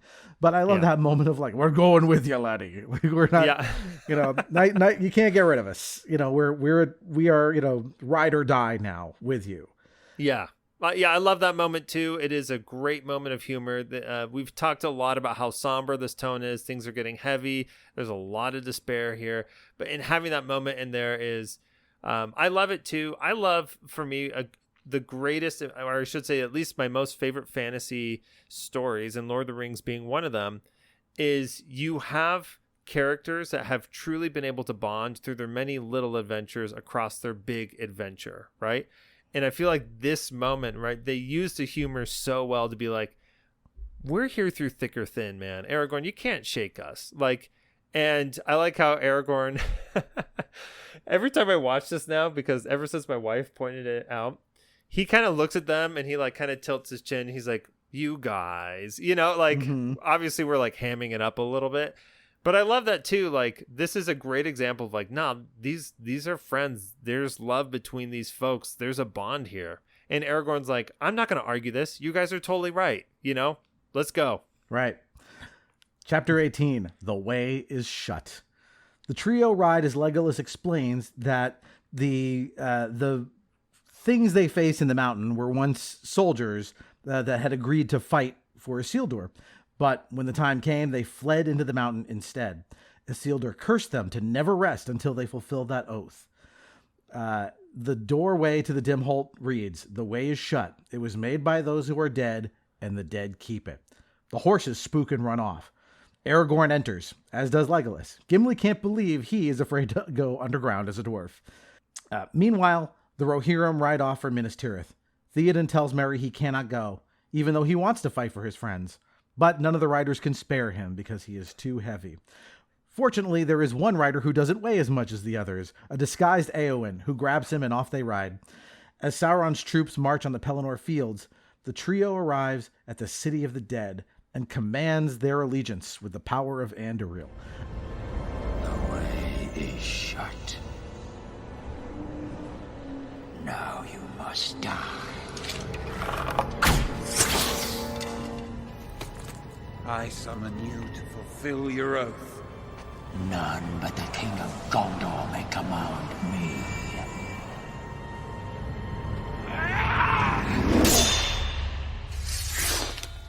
That line was broken.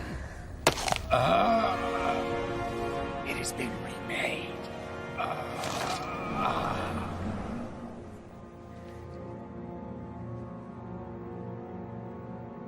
Fight for us, and regain your honor.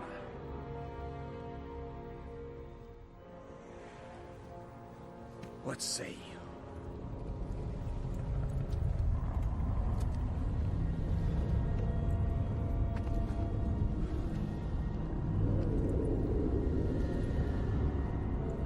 What say you? You waste your time, Aragorn. They had no honor in life, they have none now in death. I am Isildur's heir. Fight for me. And I will hold your oaths fulfilled.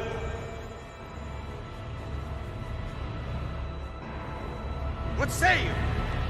This whole sequence with like this dead commander, it's really interesting because this is not signaled as a thing throughout the rest of the story, right? This comes, I don't say it comes out of left field, but it's a little bit like, oh, surprise, there's a ghost army. But what I love about it is just, again, like, this is like only the true King of Gondor can command them. And so I love that, like, Legolas fires an arrow through the ghost, and of course nothing happens. But then when the ghost tries some shit on Aragorn, he blocks the ghost sword with Anduril and then grabs him by the scruff of his neck. Yeah. It's so just like, what a great power move of, he's just like, the blade was broken. He's like, it's been remade, fucko. Yeah. Like, he doesn't say fucko, but like the like power of that is so great. Cause like, you think of like all the shit that they've seen up to this point, you know, it's so much just like, I've seen a Balrog, right? We fought through Helm's Deep. Like, I don't got time for you. It's such a great power move by Aragorn. Yeah, it's an awesome power move. I love that scene. Aragorn's like, part of me kind of wonders, this is me reading too deep into it, like, is Aragorn doing like a fake it till you make it, putting on a brave face? But you watch the scene from the movie and you're like, no, Aragorn's like, you know what? It's time. I'm the king of Gondor. We need you. I'm done with your crap, right?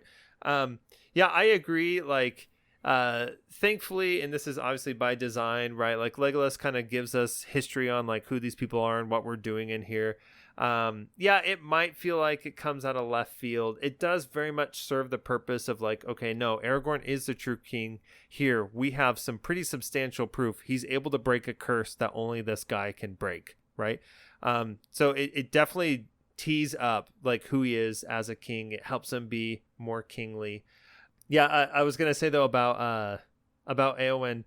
This always cracks me up. Éowyn must have the strongest forearms and biceps in all of Middle-earth, because she just gracefully grabs Merry and then plops him like in front of her saddle. And I'm always like, dang, girl, like, what is your workout secret? Please let me know. But yeah, she seems pretty slender, but like, yeah, she's tough. She must be, yeah, who knows, muscle density or something. I don't know, right? But yeah, I love this moment too. Obviously, it means a lot more symbolically, where it's like, no, we're choosing to be active here. We are capable of fighting, of serving, of helping, and that is exactly what we'll do. Yep. Chapter 19, Faramir's Return. Faramir's injured corpse is dragged into Minas Tirith as Sauron's host takes its place on the Pelennor fields. Denethor sees Faramir. None of the other soldiers returned alive, but their heads are catapulted over the wall. Denethor despairs his line has ended. Despite Pippin reporting, Faramir is still alive. Denethor sees the gathered armies below. He despairs that Rohan has deserted Gondor, and as the assault begins, he commands everyone to abandon their posts and flee for their lives. Rohan has deserted us.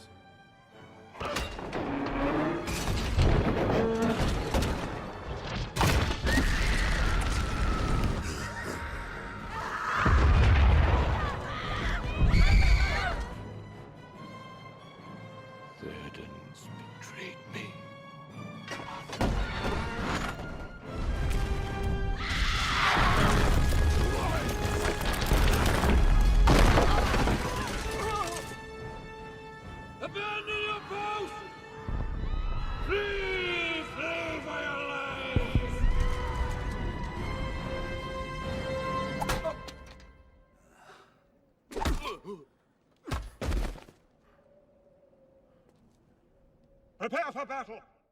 Gandalf smacks him down and commands the city to prepare for battle, taking charge and ordering a trebuchet volley that barely misses Gothmog. The Nazgul attack from the air. So this is the battle beginning, but I love that we start again with like the madness of Denethor. Yeah. Right? Literally Pippin is like, he's alive, and like Denethor is just, especially when he sees, right? We get that moment where he looks out over the spire or whatever you call that, like point that is the Minas Tirith courtyard, and just sees the pixels gathered below. But like the dread on his face, like you can just see he's like, yeah, the end is here. Like I've snapped now. Yeah. Awesome scene. And this is where Pippin really becomes a hero, right? Starting from this moment forward, right? He's made his mistakes as he's tried to take on a more active role in helping with what's going on in Middle-earth. But no, this is where his resolve really comes through, and he has a triumph that we'll get to later, right? Yeah, man, Denethor, you kind of hinted at it. The way he delivers that line, like, flee for your lives. You know, it's just so amazing. We get a great comic moment with Gandalf. This is very much, I feel like, channels Gandalf the Grey. Like, I need to bop this guy in the head. This guy's a problem. I'm removing the problem immediately, you know? And then he yells at everybody before they have a chance to really run away. Like, okay, get to your posts. We're doing something about this. It's like, I haven't spent thousands of years wandering Middle-earth to have it all fucked up at the goal line by this guy. Yeah. Dude. Yeah, I love this because Gandalf is relatively patient, and he tries to let these people do their thing. But yeah, exactly. He's like, dude, I'm not wasting thousands of years here. Denethor, you're out of the picture. folks, we're doing this battle, right? A great moment from Gandalf and from Sir Ian McKellen here too. Yeah, absolutely. All right, chapter 20, the Battle of Pelennor. Gandalf commands archers to kill the trolls, pushing the war machines, and tells Pippin to return to the citadel. As an orc attacks, Gandalf saves him, demonstrating his mad staff skills. Pippin kills an orc too, and Gandalf is impressed. The trolls push a flaming battering ram named Grond into position. So yeah, this is just a lot of just action stuff. But again, like watching Gandalf, he's got the staff in one hand and Glamdring his sword in the other, just like twirling them around. Like it's just a wonderful moment, reminding you of like, again, he looks like an old man, but he is not. He is an immortal badass. And I love every time they get to show that off. Yeah, I love that too. I don't know, did you play the PS2 movie to game adaptations of Lord of the Rings? I did not. I have not played any of the those games. I've heard good things about them. The only Middle Earth game I played is I think Shadow of Mordor. Oh, nice, cool. Yeah. Another conversation. I just the scene that you bring up here with him fighting, it makes me think of those games because it's like it's really cool when you get to fight as Gandalf, right? It's something that's pretty rare, but to see him in action like this, to see him, I love all the combat sequences with Gandalf in them, right? Gandalf versus the Balrog, Gandalf here, you know, in the Battle of Pelennor Fields at Minas Tirith. It's very cool to see that, like, Gandalf is wise, but also he knows that sometimes wisdom is just beating somebody over the head with a staff, right? Right. Big fan of this one. Love the surprised look on Billy Boyd's face as Pippin when he kills the orc. Pippin's like, okay, wow, I'm deep in this, I guess, you know? Guard of the Citadel indeed, he says. Yeah. Yeah, he's earned the right to kill a few orcs after all this, right? Yeah. And then Grond, the battering ram, like this giant flaming wolf thing made out of metal. It's just so cool looking. Like it's like it's not enough that we have a giant piece of metal to bash down the door. It's got to look good. Oh, and it looks great. Yeah. All right. Chapter 21, The Tunnel. Gollum leads Frodo to the tunnel. He's reluctant, but it's go in or go back. They enter, and Frodo notes a smell. Gollum disappears ahead. Frodo makes his way through spiderwebs, and Smeagol no longer answers his call. Missing Sam, Frodo presses forward and sees webbed creatures and skeletons. Meanwhile, Sam descends the stairs, nearly falling, only to discover the discarded lembas bread. Frodo remembers Galadriel's gift and lights the cave to see Shelob the spider. He escapes through a tunnel, but is webbed, stuck, and then taunted by Gollum. Frodo frees himself in time, but leaves his sword sting behind. So this is our introduction to Shelob. I love that, like, this is finally where Gollum drops the facade, right? Yep. Like that moment where he like kind of like sings at him. Why must it cry? Like he's having fun now. He's finally gonna get his dinner. But even he is scared of, like, even though he's somehow allied with Shelob, he's somehow at some point made friends with it during his time between The Hobbit and The Lord of the Rings. You see the look on his face as it gets closer. He's like, time to go. I brought her the meal, and I got to bail before I have to, sift through spider poop for the ring, I guess, whatever his plan is. Yeah, right. The Gollum Smeagol thing Gollum Shelob relationship. I remember reading about this. I have the Atlas of Middle Earth, which I highly, highly recommend if you're a Lord of the Rings fan. This is I have it actually right here. What's her name? This is Karen Wynne Fonstad. It's a great book, but it's interesting. Gollum, I believe, if I remember it correctly, he would lead orcs to her so she would have fresh meat to eat. And so what Gollum is doing here, he's done many times before. The difference is that this is halfling meat and it's not rotted and nasty like you see from the orcs, right? And so I almost feel like this isn't explained in the book or in the movie, but kind of my interpretation here is like, hey, I'm giving you a big prize right now, Shelob. But Gollum is crafty. He's cunning. He knows, like, dude, I'm not going to sit around here and wait for her to eat this. I'm going to, pluck the ring as fast as I possibly can to get out. And yeah, this is where the facade drops. Like you said, Gollum's like, okay, my plan has worked out.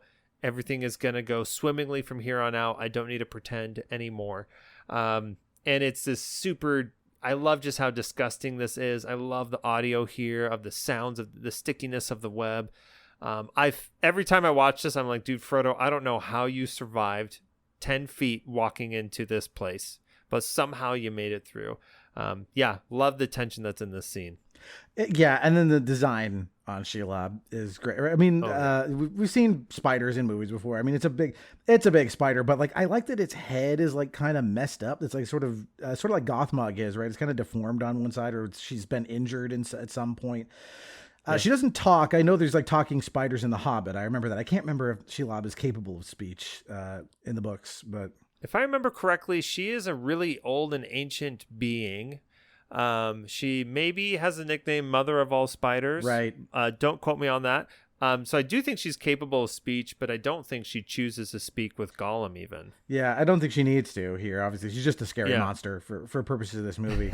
Yeah. But and then thankfully they give you the payoff on the Light of Elendil, which is they need Cate Blanchett to come back and remind you got this 2 movies ago. Now's the time to use it. Just a great moment here as Frodo like barely manages to free himself from this trap. All right. Frodo. Mm-hmm. Go ahead. So I was just saying, Frodo's finally coming to, right? Like in as much as he can. Yeah. Mortal danger will kind of, snap you back to reality. Chapter 22, even the smallest. Outside the cave, Gollum attacks, then cries, "The precious made us do it." Waited in precious. Not this time. Not this time.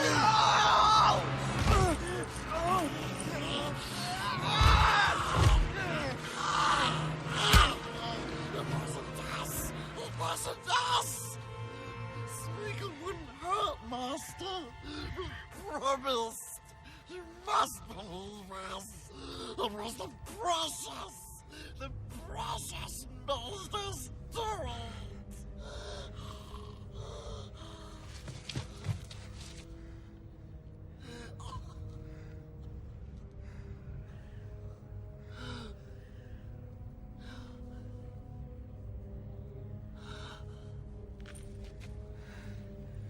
I have to destroy it, Smeagol.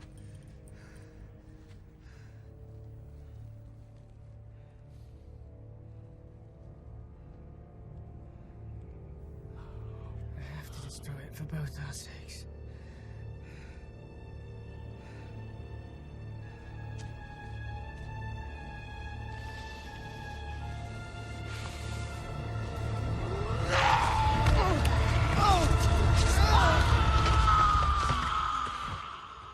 Frodo relents and tells him he must destroy the ring for both their sakes.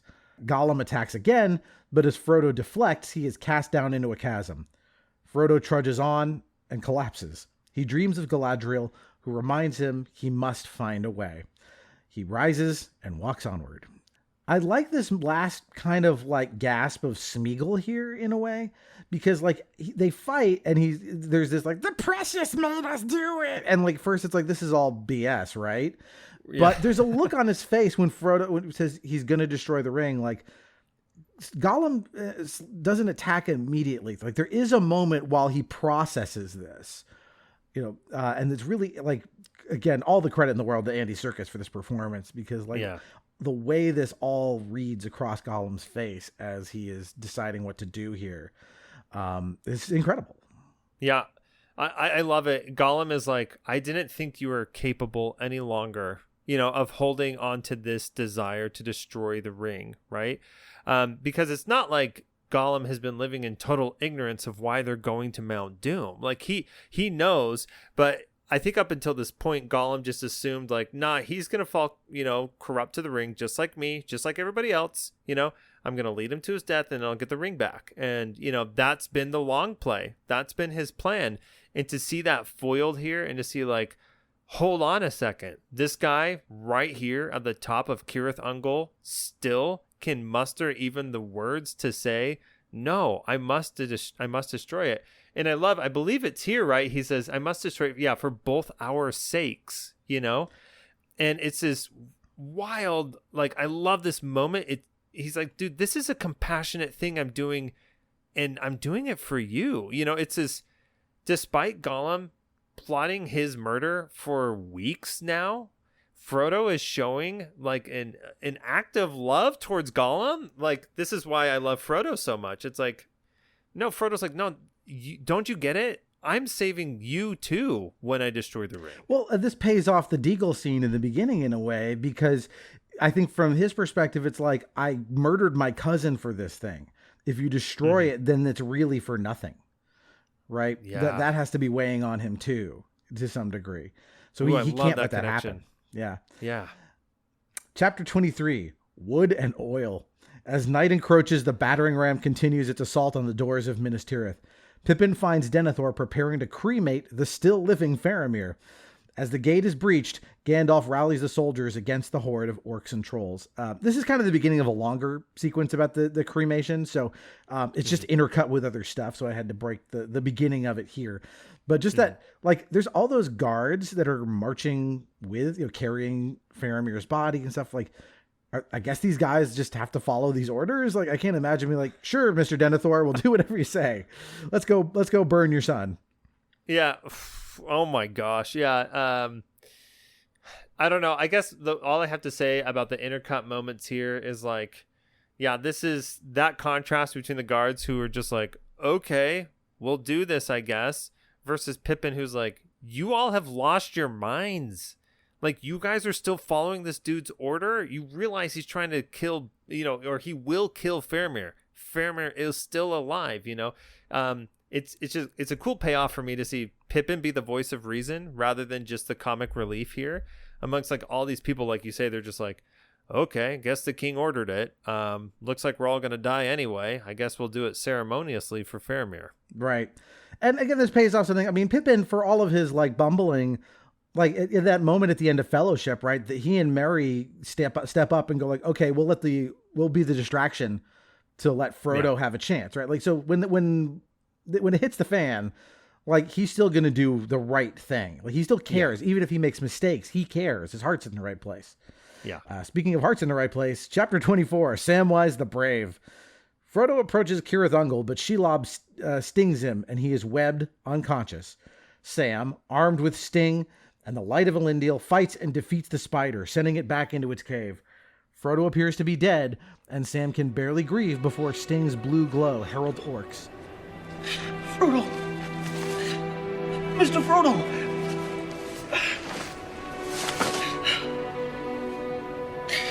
Wake up. Don't leave me here alone. Don't go where I can't follow.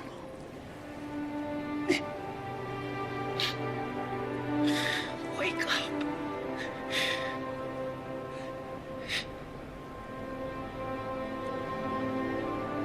Don't sleep. Dad.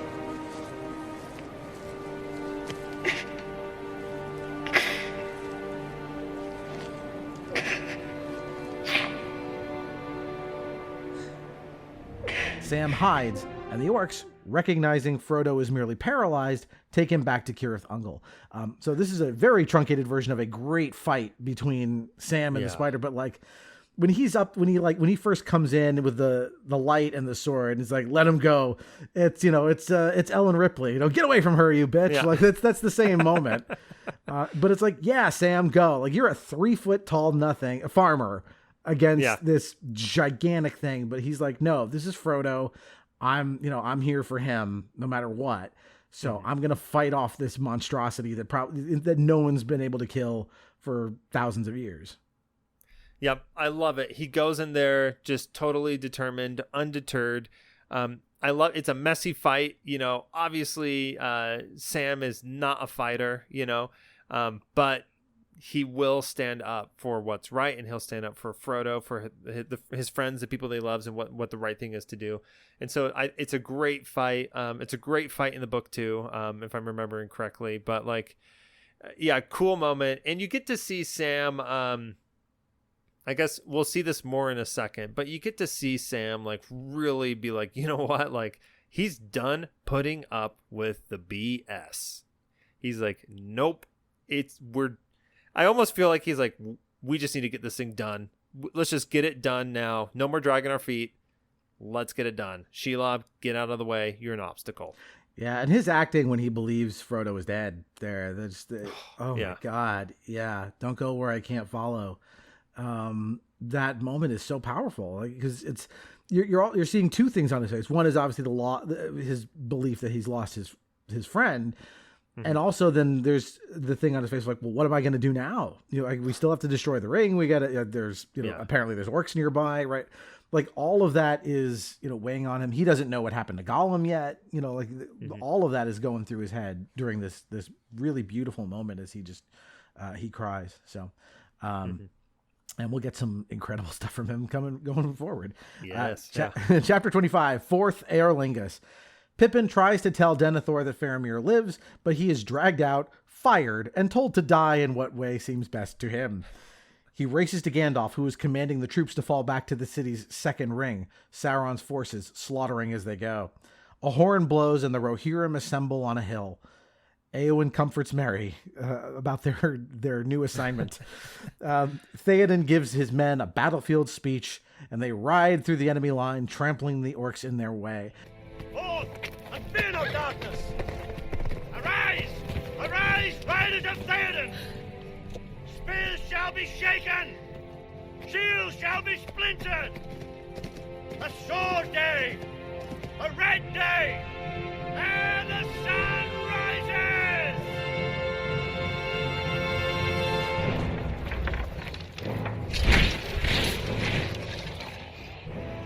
Whatever happens, stay with me. I'll look after you.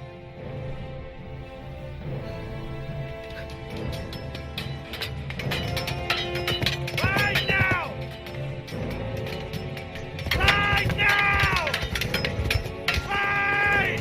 Ride for ruin and the world's end!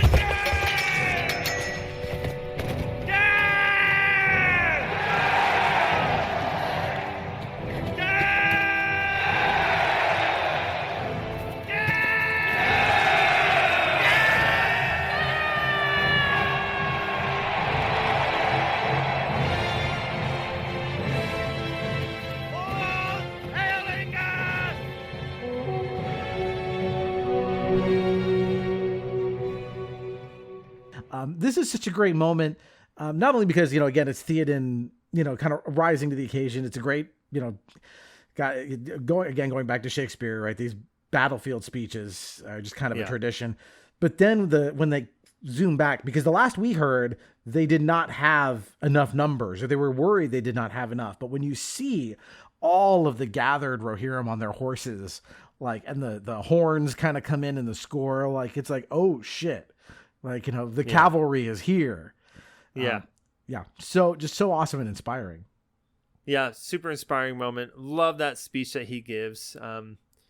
Right. Spears shall be shattered. Shields shall be splintered. As he's running and he's, banging his sword along all the spears there.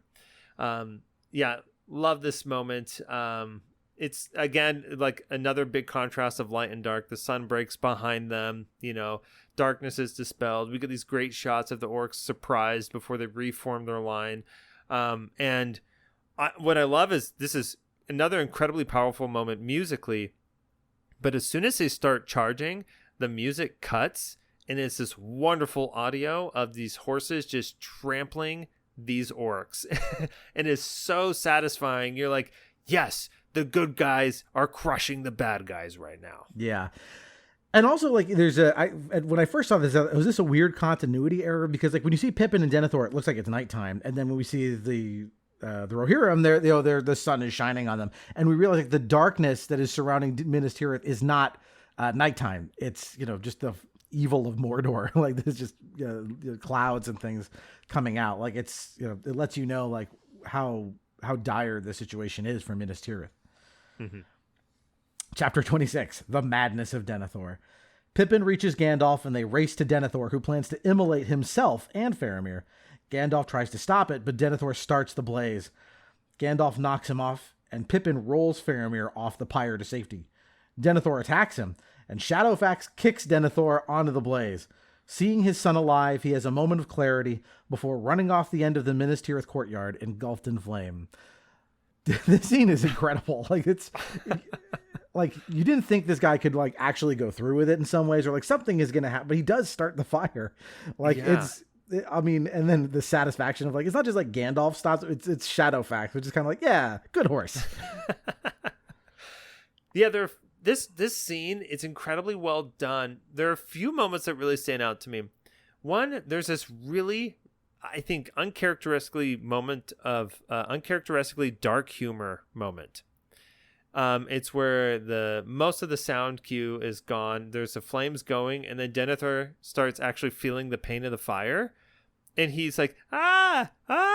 Like, it's almost comical the way that he does it. And it's this moment of like, dude, I fucked up. yeah. It's like, dude, what were you thinking? And he's finally realizing that he has been a total idiot. And then that comedy, I feel like we hit the punchline really when he just runs out of the courtyard and he's falling over the edge. And then Gandalf is so passes Denethor, son of Ixelion, steward of Gondor. He just like reads the obituary basically as this guy is running off the edge. I think it really works though for a movie that is much more serious, right, than the first two, where it's like the humor here is kind of like poisoned irony a little bit, right? But I think it's a very fitting end to Denethor and kind of where he ended up right before he died. Well, he's so hateable, right? All of the good moments are like Gandalf smacking him with the thing. A horse kicks him in the chest. Yeah, right. It's like, yeah, man. Like, and any abuse this guy takes, like, fuck this guy. Like, he has no redeeming qualities, or at least there's none left. Right. We don't. Right. Again, if you watch that scene in the Two Towers, you get a little of him in better times, but he's still not like great. We never get a reason to really like him. So all credit to John Noble again for an incredible performance as this guy. Yeah. Chapter 27, Oliphants. As the Rohirrim repel the orcs, their elation is cut short by the approach of southern men atop Oliphants outfitted for war. The Rohirrim charge the Oliphants, but their size and power overwhelm the Rohan forces. Éomer spears one's rider, causing a line of them to collapse. Éowyn rides between their legs, slicing as she goes. Éowyn and Merry are knocked down and separated as the Nazgul attack from the air. We saw the Oliphants in the last film. We knew that we were going to see them at some point. They're so huge. Like, they're not elephants. They are like 10 times the size of an elephant. They're skyscraper-sized elephants. Yeah, I love this moment too, because you have this taste of victory. You're like, they've got horses. The Rohirrim, they got horses. That's a massive advantage on the battlefield. And you're like, oh yeah, but we got Oliphants, even bigger, and it's just, oh crap, the back and forth here, the pacing is done so well of like, okay, here's something victorious and good that's happening. Crap, here's another obstacle that we have to go up against. And so, you see some ingenuity in here of how people are trying to take down the Oliphants, but man, they're just massive. Like, how do you take them down? There doesn't seem to be any apparent answer as you're watching. No, this seems impossible, right? From the ground. They're just too tall. Yeah. All right. Chapter 28, Silver Glass. Pippin and Gandalf await the next assault. Gandalf comforts Pippin that death is not the end, and just another path we must take. I didn't think it would end this way. End? No, the journey doesn't end here. Death is just another path. One that we all must take. The grey rain curtain of this world rolls back, and all turns to silver glass. And then you see it. What? Gandalf? See what? White shores. And beyond. The far green country. And to a swift sunrise.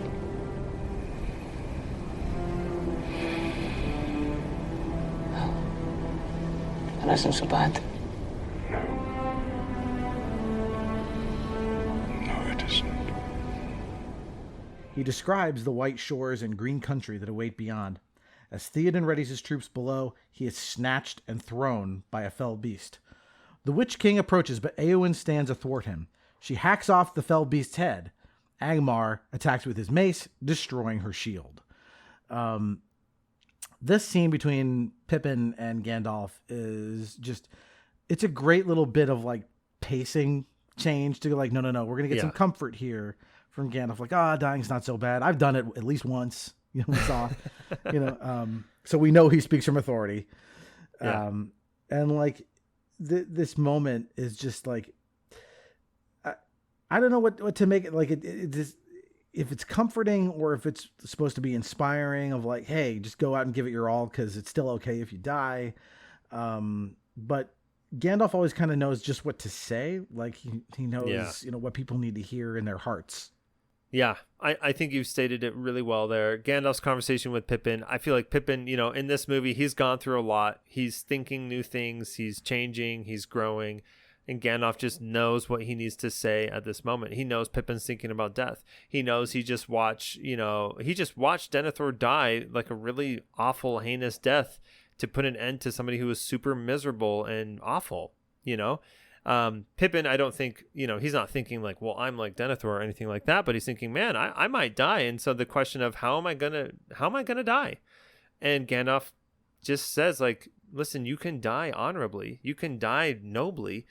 You can die well, and it's not the end, And so, yeah, I just wanted to add what you're saying there. Gandalf knows what to say to speak to someone's heart, and this is a really great moment that illustrates that. Yeah. Chapter 29, Ghosts. The sea ships arrive at the harbor, and our heroes disembark, ready to count kills. Aragorn leads the ghosts to battle. Merry finds Éowyn in the Witch King's grasp. As he boasts no man can kill him, Merry stabs his shin, and Éowyn calls BS on his prophecy.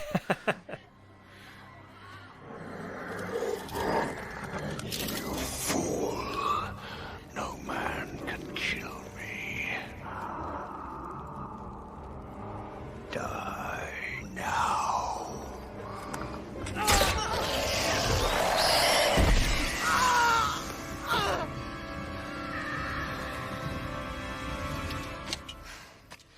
I am no man.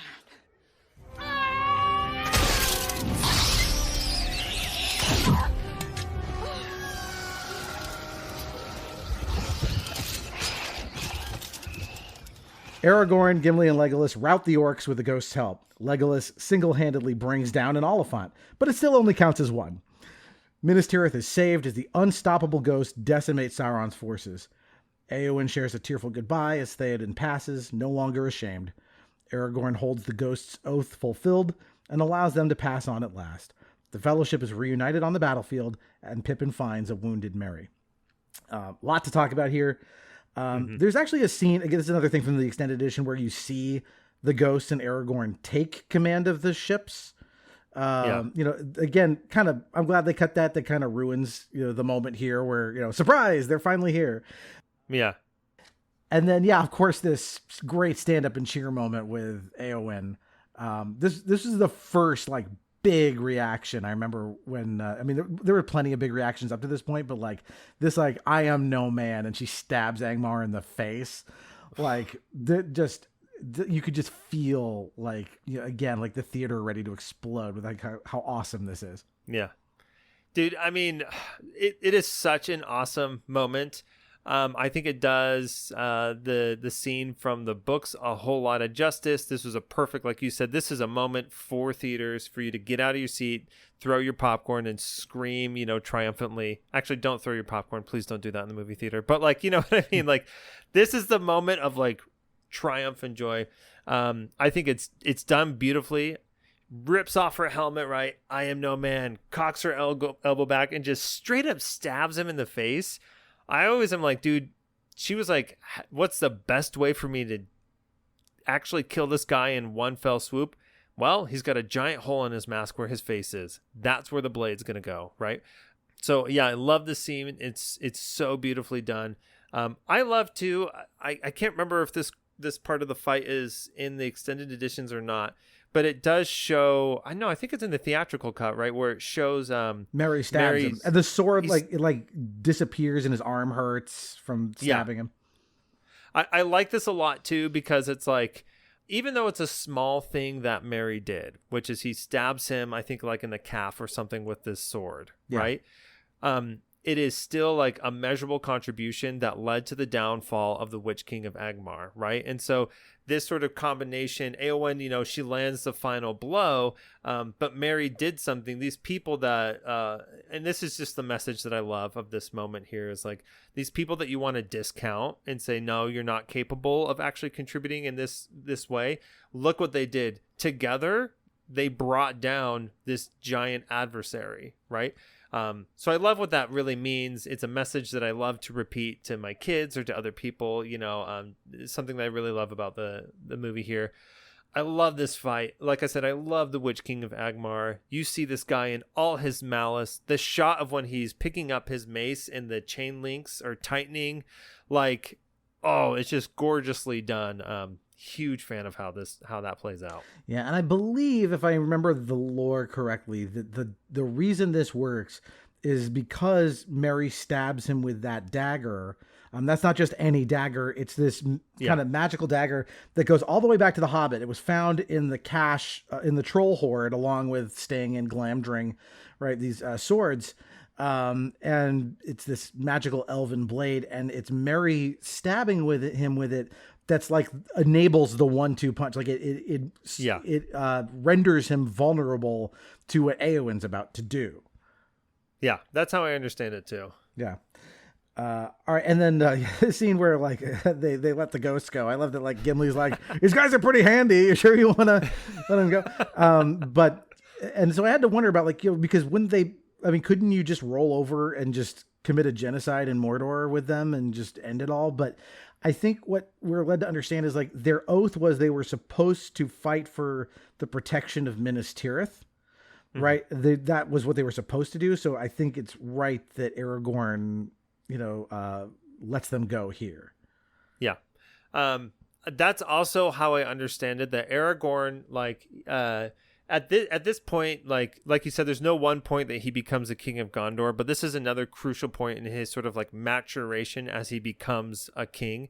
I love what Gimli said. And honestly, one of my kids watching it was like, yeah, why don't they just send the ghosts into Mordor, right? Because, Gimli said, these guys are pretty handy in a pinch or something, right? But I love this moment. Like, Aragorn understands the terms of the oath, and Aragorn is not greedy, He's not just going to keep these guys on a leash because he can. The oath was fulfilled. It was fulfilled the way that it was supposed to be fulfilled. And so there's no need to overstep or overextend, And what I kind of get the sense of from Aragorn is when he says that the oath is fulfilled, is that he's just like, you know what? We made it to a point previously unimaginable. We'll figure it out from here. We can do it from here. There's probably, and I just wonder, he doesn't necessarily have like a checklist of resources, like another undead army to call upon. But I feel like at this point, he's like, this is a really significant victory. We're going to figure it out from this point on. We can do it. Yep. Chapter 30, Escape from Cirith Ungol. Frodo awakes to see the orcs rummaging through his effects. Two begin fighting over the mithril armor. As one orc tumbles down a hole, infighting erupts between all of them. By the time Sam sneaks in, they all seem to be dead. Sam roars at the last few before dispatching them for Frodo, the Shire, and his old gaffer. Frodo tries to escape and is threatened, but Sam sticks the orc first. Frodo despairs that they took the ring, but Sam reveals he has it. Oh, Sam, I'm so sorry. Sorry for everything. Let's get you out of here. It's too late. It's over. They've taken it. Sam, they took the ring. Begging your pardon, but they haven't.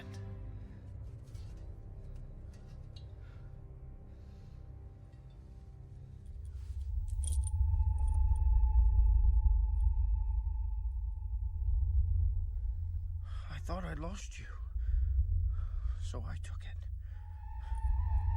Only for safekeeping. Give it to me. Give me the ring, Sam.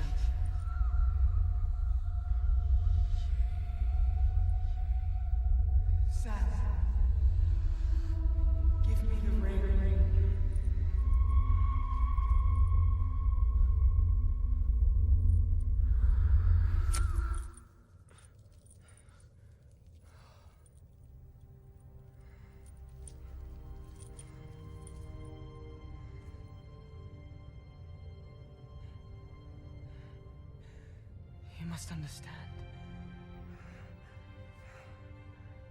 The ring is my burden. It will destroy you, Sam. He took it for safekeeping. Sam hesitates to give it back, but ultimately does. Frodo explains it is his burden, and it will destroy Sam. The two adorn orcish disguises and finally see Mount Doom and the thousands of troops that are between, along with the eye itself. Off they go. Yeah, that scene, man, where one, it's cool to see Sam kick some ass, but then the scene where it's like, oh, I took the ring for safekeeping. That moment again where it's like, give me the ring. It's similar to the bit with Boromir and Fellowship. Like anytime or with, again, Deagle and Smeagol, right? It's like, just give it to me. But Sam, of course, being pure of heart, gives it back. He doesn't keep it. Yeah. There's so much that I love about the scene. Just a quick something to throw in here. I love so much that Peter Jackson made a very apparent and physical distinctions between Mordor orcs and Isengard orcs and the Uruk-hai. And even the orcs and goblins that live in the Misty Mountains. They are different, like, nations or tribes of orcs, if you will. And so the infighting that breaks out here in Cirith Ungol makes a lot of sense. There's a lot of, like, deep-rooted prejudice against these two different factions of orcs. And I just love that because they're motivated by hate and evil, they cannot be united in the things that they do. In fact, all of the orc infighting, right, is represented, like, it's different factions of orcs. And I just love how they're portrayed here. And it's that kind of lack of unity, that fracturing between these groups that causes some of their biggest problems. Like, if they were all united and they hadn't, like, killed all of each other in this tower, dude, they would have got the ring, like, at this point, And so it's the cracks in, like, the foundations of, like, hatred and evil that causes its own downfall. And I love how Sam just shows up, who represents this pure heart and this pure goodness. He just goes on this frenzy, killing the last of the orcs in here. And there's only like 4 left at this point. They've all killed. It's like insane. It's the moment where, like, you've seen this in a million movies where there's a bar fight where, like, one dude punches another dude almost usually by accident, and then the entire bar is like, all right, I guess we're all punching each other now. That's what we're doing. That's what this is. And, like, I like that Peter Jackson doesn't show you much of the bar fight. It's like he just shows you the aftermath that, like, Sam walks in and there's just corpses everywhere. Yeah. And he becomes this absolute terror. What I love is that Sam, like, gains this reputation after this moment here. But yeah, I love that moment when they're up at the top of the tower. And Sam says he, like you said, he keeps the ring for safekeeping.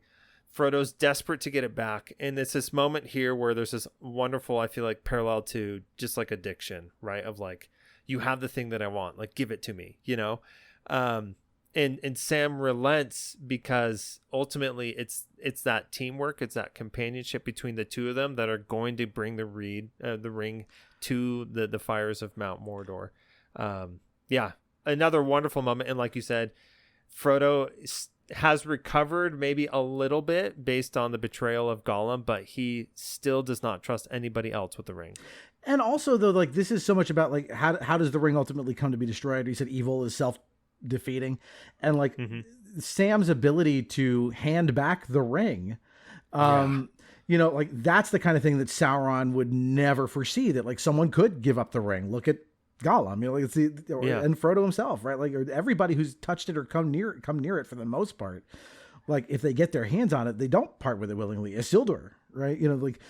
So Sam's ability to give back the ring to Frodo is, again, like, if Sam tried to keep it, they probably would have fought over it and died or something. It would happen again. So, like, super important moment here, and his act of carrying the ring. If you've read all the books and the appendices and stuff, this earns Sam a place in Valinor as a ring bearer. So it earns him a place, and if I remember correctly, the ring tries to tempt Sam with what is it, like, you can create the most beautiful gardens with my power, which to me was like the silliest way to try to win over somebody, like, to do evil. Well, let's see, what do I know about this guy? He likes gardening. So like, that's the angle the ring takes. Yeah, just cracks me up. Chapter 31, a new plan. Gandalf can no longer see Frodo. They know Sauron is regrouping, and those orcs are in Frodo's way. Aragorn knows Frodo needs time and safe passage. They can draw Sauron's forces and empty his lands. Frodo has passed beyond my sight. The darkness is deepening. If Sauron had the ring, we would know it. It's only a matter of time. He suffered a defeat, yes, but behind the walls of Mordor, our enemy is regrouping. Let him stay there. Let him rot! Why should we care? Because 10,000 orcs now stand between Frodo and Mount Doom.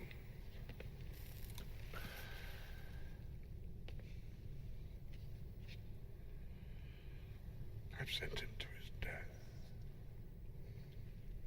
No. There's still hope for Frodo. He needs time and safe passage across the plains of Gorgoroth. We can give him that. How? Draw out Sauron's armies.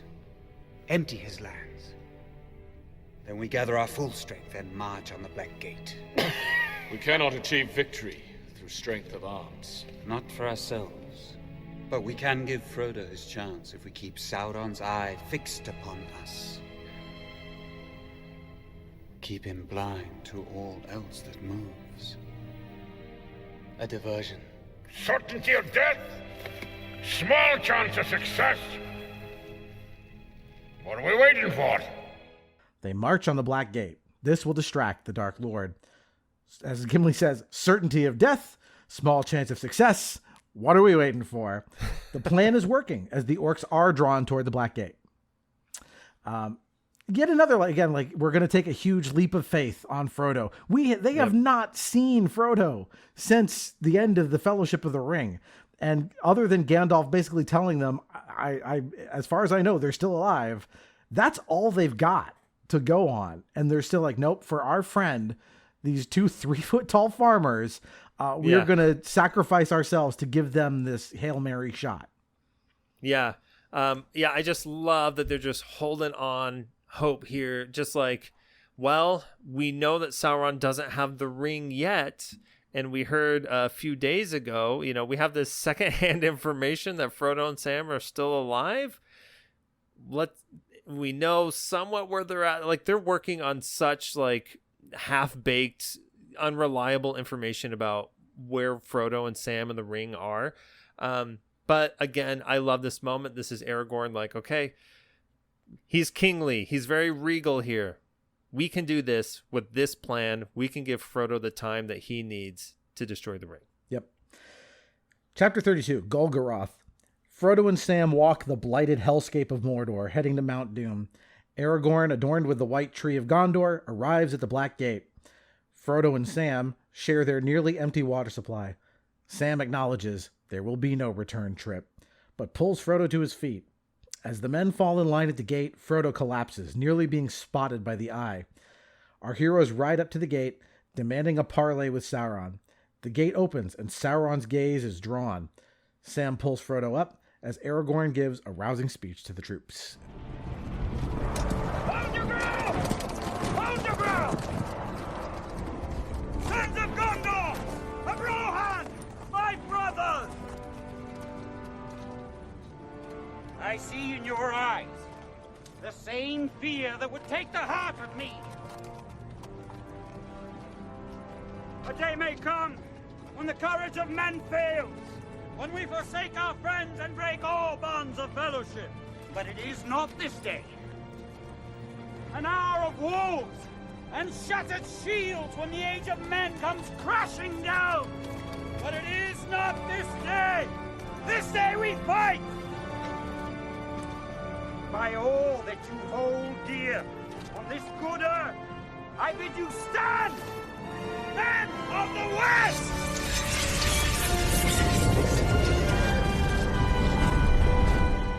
That moment where Sam is I don't think there's going to be a return trip. That is so powerful that he's just but we're going to do it anyway. We're going to go destroy the ring for everybody else, right? We'll make the sacrifice. Yeah. I love that moment. I don't know how many times I've watched this movie. I can't help but tear up like almost every time Sam and Frodo speak from here to the end of the movie. Yep. It's just so powerful. There's so much despair. It's so bleak, and at this point, like, yeah, I said it earlier, but I feel like it's muscle memory that keeps them moving forward. But yeah, I just love it. They rely on each other just 100% to make this last leg of the journey there. And then you punctuate this with the now very often quoted and memed Aragorn speech, which of today is not this day, right? But yeah, another beautiful moment. These characters are like, listen, we've celebrated a lot of victories up until this point. A lot of things have gone our way that shouldn't have. But we've got to finish the job. We cannot just leave here and rest on our laurels. You know, we've got to see this thing through. Especially when you see like how big the Mordor fighting force is compared to them, because it's a fairly small group of people. And granted, a lot of people died at Pelennor. Like, I don't know if this is everybody that got, but like this is a diversion, right? There's a deleted scene, or in the extended edition where Aragorn picks up the Palantir to try and like, you know, mean mug Sauron. Basically the idea of like, hey, I'm back. I got the, you know, I'm the king. I got the fucking sword that killed you last time. Again, not so much to like intimidate Sauron that he's going to win, but just the idea of like, this will get his attention, right? He'll focus on me because it's me he wants as a sacrifice. And again, so much about this is sacrifice. All right. And that shot when the gate opens and it's just the eye and the tower like symmetrically in the middle of the shot as all of the orcs come out, like, good. Dude, Peter Jackson knows how to compose a shot. Oh, yeah. Yeah. Love that part. All right. Chapter 33, Mount Doom. Frodo and Sam can barely make their way up the slope as the men are surrounded by the enemy. Gimli and Legolas agree they can die side by side with a friend. When Frodo collapses, Sam asks Frodo if he can remember the Shire, but he cannot. Sam cannot carry the ring, but he can carry Frodo. Fuck me, I'm crying all over again. That's what I put in my notes. Do you remember the Shire, Mr. Frodo? It'll be spring soon. The orchards will be in blossom. And the birds will be nesting in the hazel thicket. And they'll be sowing the summer barley in the lower fields. And eating the first of the strawberries with cream. Do you remember the taste of strawberries? No, Sam. I can't recall the taste of food.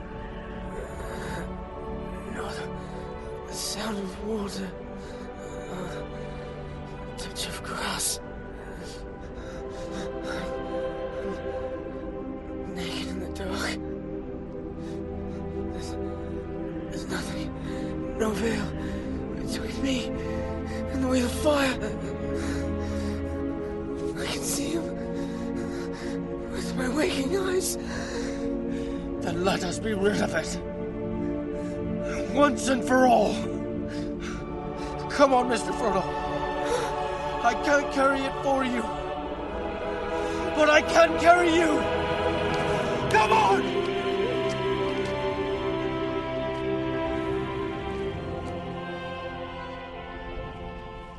Oh my, dude, that line there, that delivery, I sit there and if you want to see me like a total blubbering mess, just put that scene in front of me, dude. It is so powerful. It is gorgeously done. That is an act of true love and companionship right there. Just, I cannot carry it for you, but I can carry you. And then he just hefts them.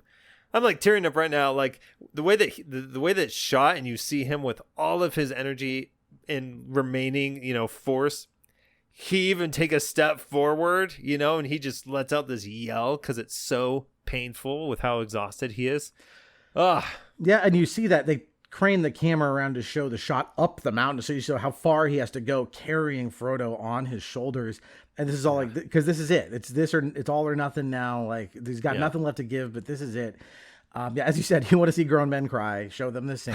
But this is what I was talking at the very beginning of the podcast about, like a moment I will never forget in the theater. It was this moment. I've never seen anything like it before or since. The way the audience reacted to Sam doing this. It's so powerful as he takes this mantle on. Because we know, like, not just what it means for him and Frodo, they're going to die, most likely. And that it's this collaborative thing, right? Like Frodo is still carrying the ring, but like, it's also a bit of a fuck you to Sauron again, because Sauron can't understand. He's so selfish in a way. Like he doesn't understand selflessness as a concept, and it's two people working together to thwart the ring, instead of two people fighting over it. And this is one of the most powerful scenes in any movie I can think of. Yeah. All right. 100%. Chapter 34. For Frodo, Sauron calls to Aragorn. Actually, before we even get to this, there is that cutscene, one more cutscene we got to talk about, which is the mouth of Sauron, which is a very cool sequence. Yeah. I understand why it's cut, because it's like we are now like the goal is in sight. We don't have time for a detour here, even a cool one, because the mouth of Sauron. So this is like Aragorn calls out for like a parley, and obviously Sauron himself cannot come. That's kind of the point. So he sends this emissary, which is this hideous disfigured thing with a gigantic mouth. My master, Sauron the Great, bids thee welcome.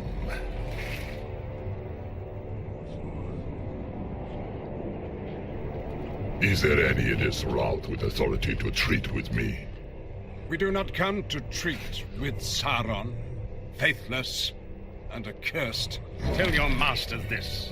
The armies of Mordor must disband. He is to depart these lands, never to return. Oh, old Greybeard. I have a token I was bidden to show thee.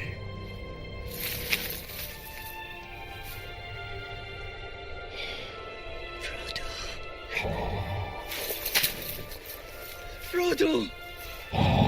Silence. No! Silence! The halfling was dear to thee, I see. Know that he suffered greatly at the hands of his host.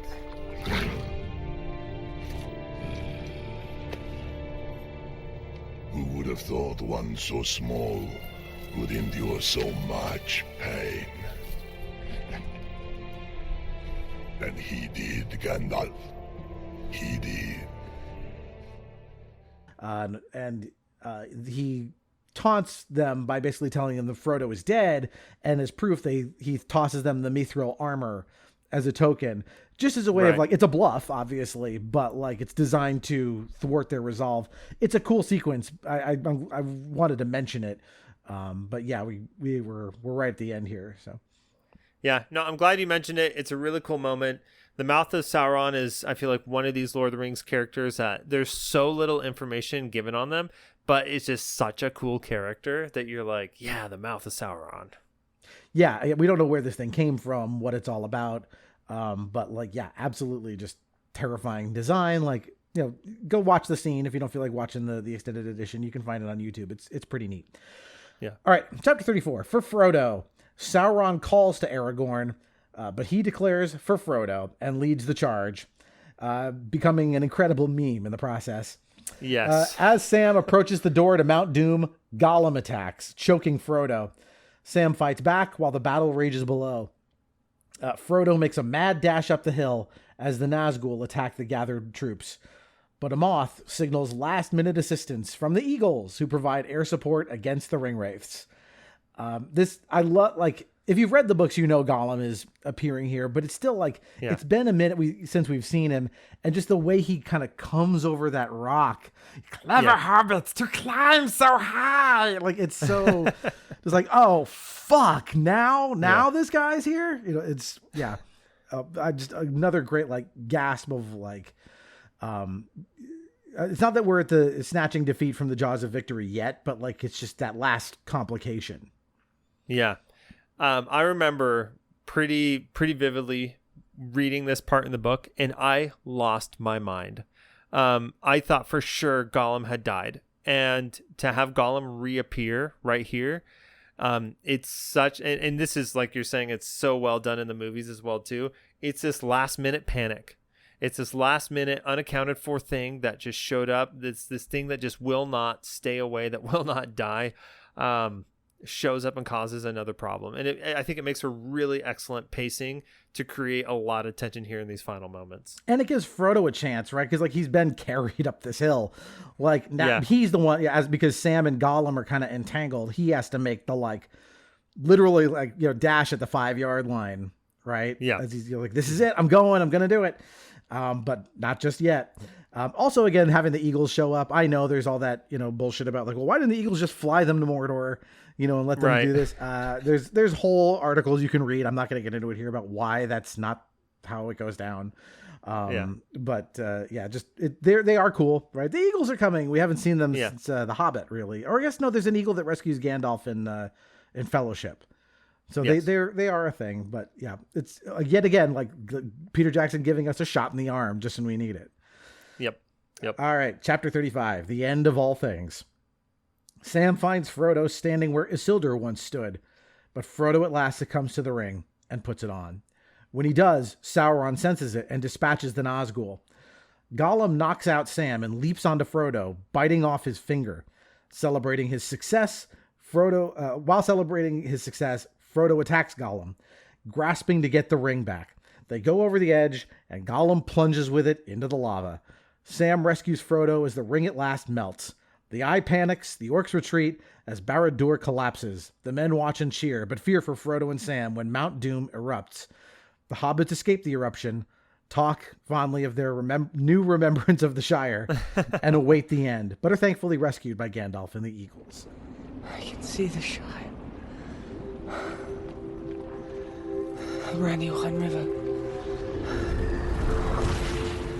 Back in.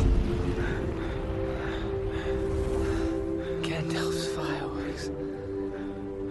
The lights. The party tree.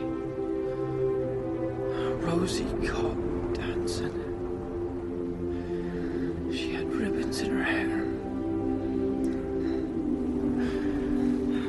If ever I was to marry someone, it would have been her. It would have been her.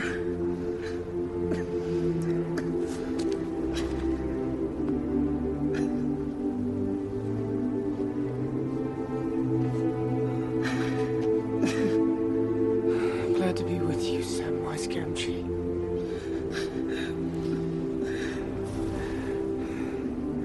Here at the end of all things.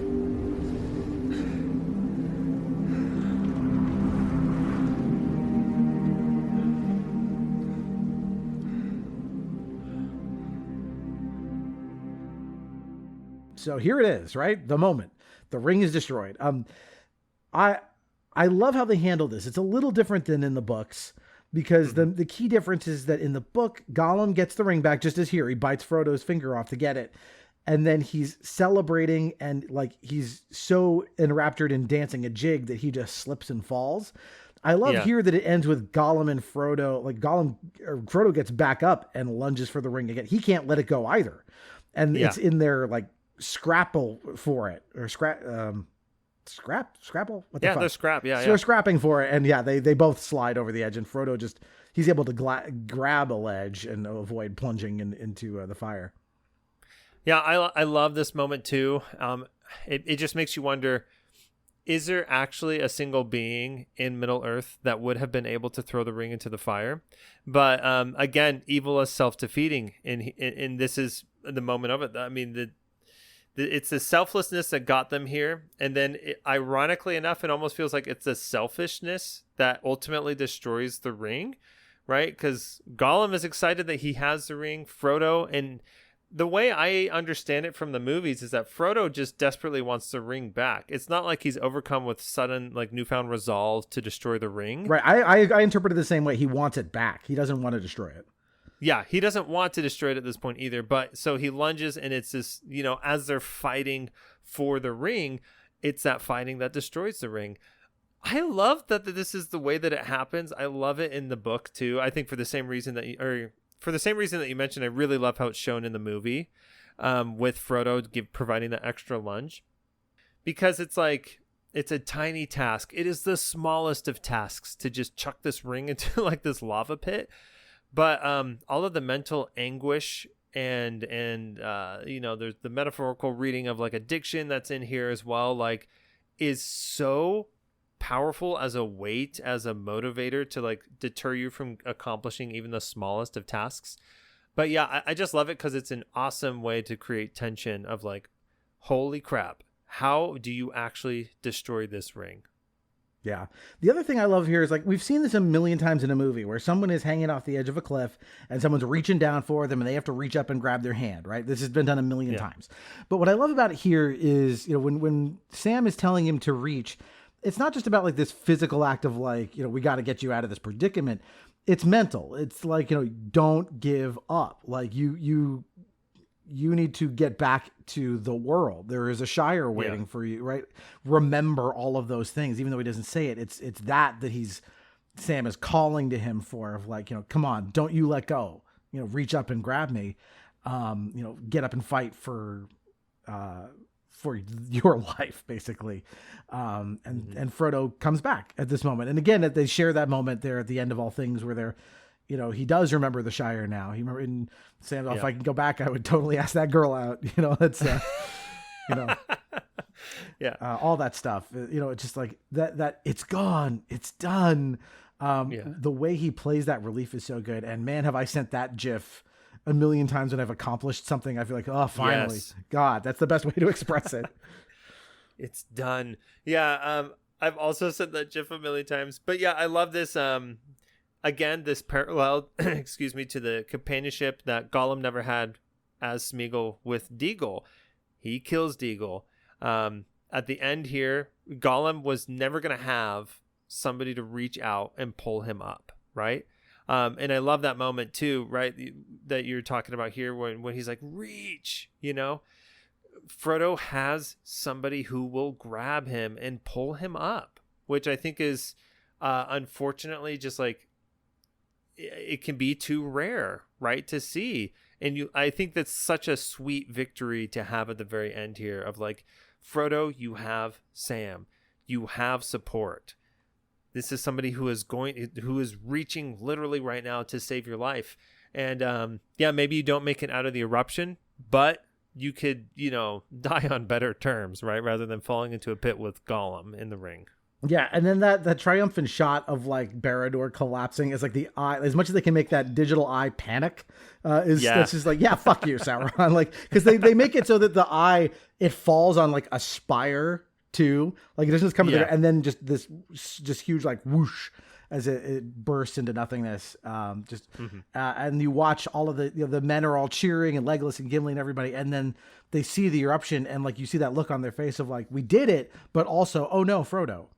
That like, even in the middle of like you can feel sad for Frodo, but you did just save all of Middle Earth. Like, you basically murdered Satan, in the terms of like, utilitarianism, like, absolutely kill those two hobbits to save the rest of Middle Earth. Right.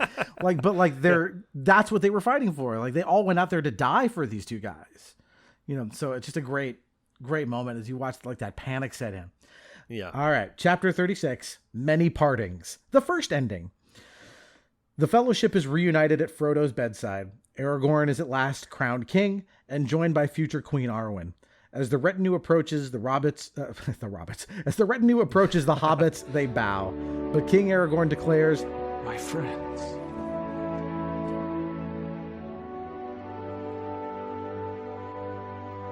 you bow to no one.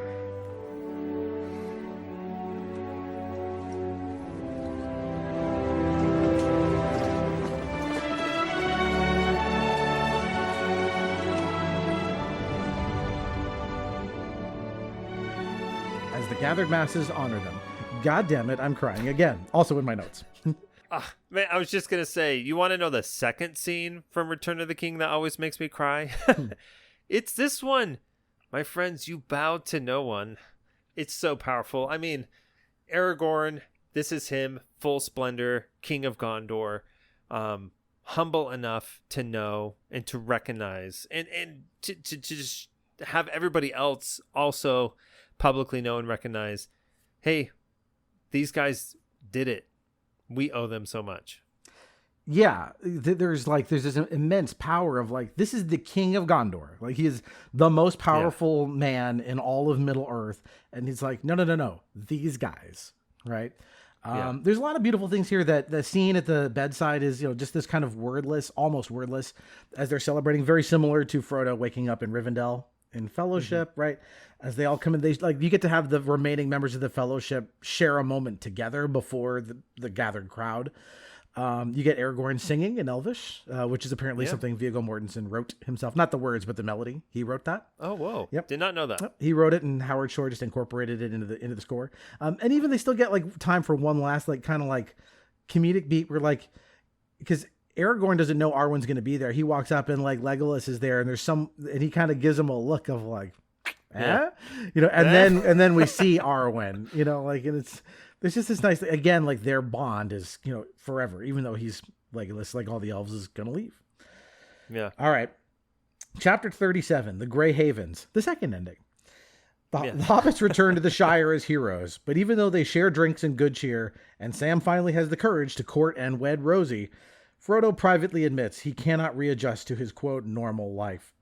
When an aged Bilbo is escorted to the Grey Havens to leave Middle-earth, he is ready for another adventure, though he'd like to see his ring one last time. Gandalf's mission complete, he bids the hobbits goodbye as well, and then Frodo too bids a tearful farewell to his friends and boards the ship. Oh fuck, here we go again. Farewell, my brave hobbits. My work is now finished.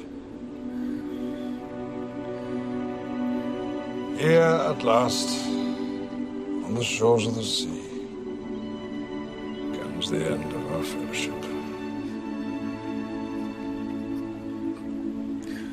I will not say do not weep, for not all tears are an evil.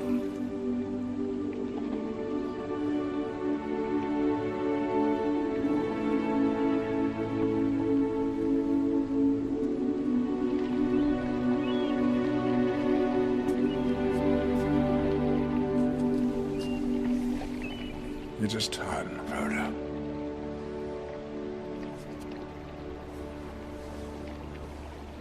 What does he mean? We set out to save the Shire, Sam. And it has been saved. But not for me. You don't mean that. You can't leave.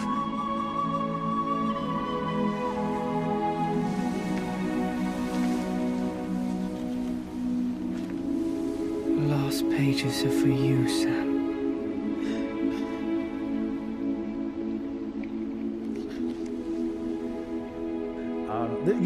This is way better than the Scouring of the Shire. But I love these moments of like life. Like they return, like Frodo is not the only one who has a little trouble readjusting. There's that great moment of them all sitting around the table, looking around, like it almost feels like it's not real to them, of like, after the shit they've seen, it's like, here we are just sitting at the Green Dragon sharing some beer.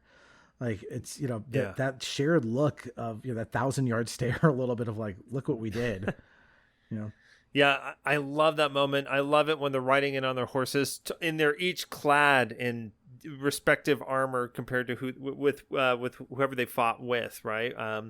Right, you have Merry with the Rohirrim, the Rohan armor, and then you have Pippin dressed in the Gondor armor, right? And then I mean, Frodo and Sam pretty ragged, I would say, in Elvish attire, right, from Rivendell. Yeah, I love that. They are strangers back at home. And I love that scene around the table too, where they're just like, okay, this is it. I really feel like that moment for me, I was like, okay, this probably was written as well as it was because J.R.R. Tolkien's a war vet, and he gets this. Yeah. He gets what it's like to come back home to a bunch of people who really don't understand what it was that you were doing, and why you were gone and what happened. Well, and that's echoed in that moment, right, where Bilbo's like, "Oh, I should love to see my ring again one last time." And the look on Frodo's face is just like, "Yeah, part of this we threw it into the fire, but we'll never fully be rid of the lasting mental trauma from this." Right. Yeah. That's such a great moment, because it's like we thought we were past all of that. We saw the ring destroyed, but like that oh God, that's just such a great, like, it's almost like, oh, are we in for like a horror movie type scare where Bilbo says like, I want to see the ring again, but it's not. It's more like melancholy than that. And then that goodbye where Frodo says, "Yeah, we saved the Shire, but not for me." Yeah. It's so powerful. It's like, I'll never be the same. The wound in my shoulder from the sword, the trauma of the ring, the getting stabbed by Shelob and everything else that I went through. But, he gets to have he still gets to like find peace by being taken back to Valinor. And as Gandalf says, right, not all tears are a bad thing. Yeah. Yeah.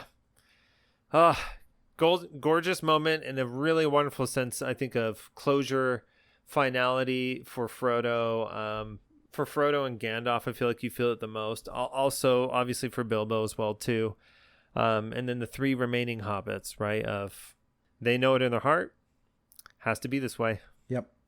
Finally, chapter 38. I'm back. The last ending. Sam walks back to his home and hugs his daughter. Frodo's voiceover tells him he has more life to live. Sam declares he is back and walks through his ring-shaped door with his family.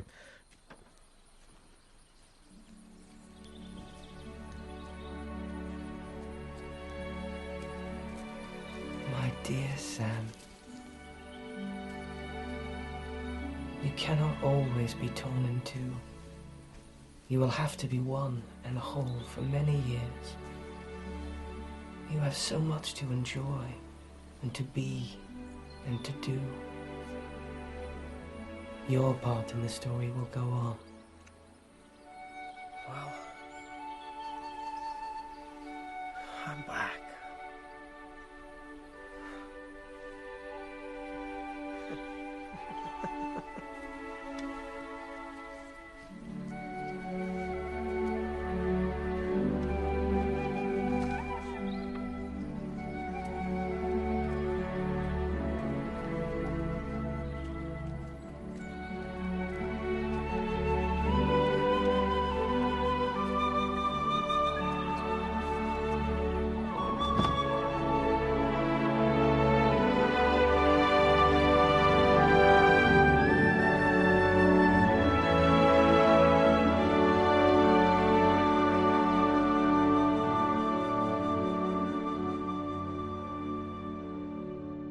Credits, cool sketch art, and Annie Lennox sings us out with her Academy Award-winning song, Into the West. Yep. And as we said, technically there's another ending that we don't see where eventually Sam gets to board the boat too. So he still gets to go back and see his old friend in Valinor. Yeah, like I know people gave this a lot of shit about all these extra endings, but like you need this. Like this has to end this way. You can't, it's not fair to cut it off at Minas Tirith with the coronation.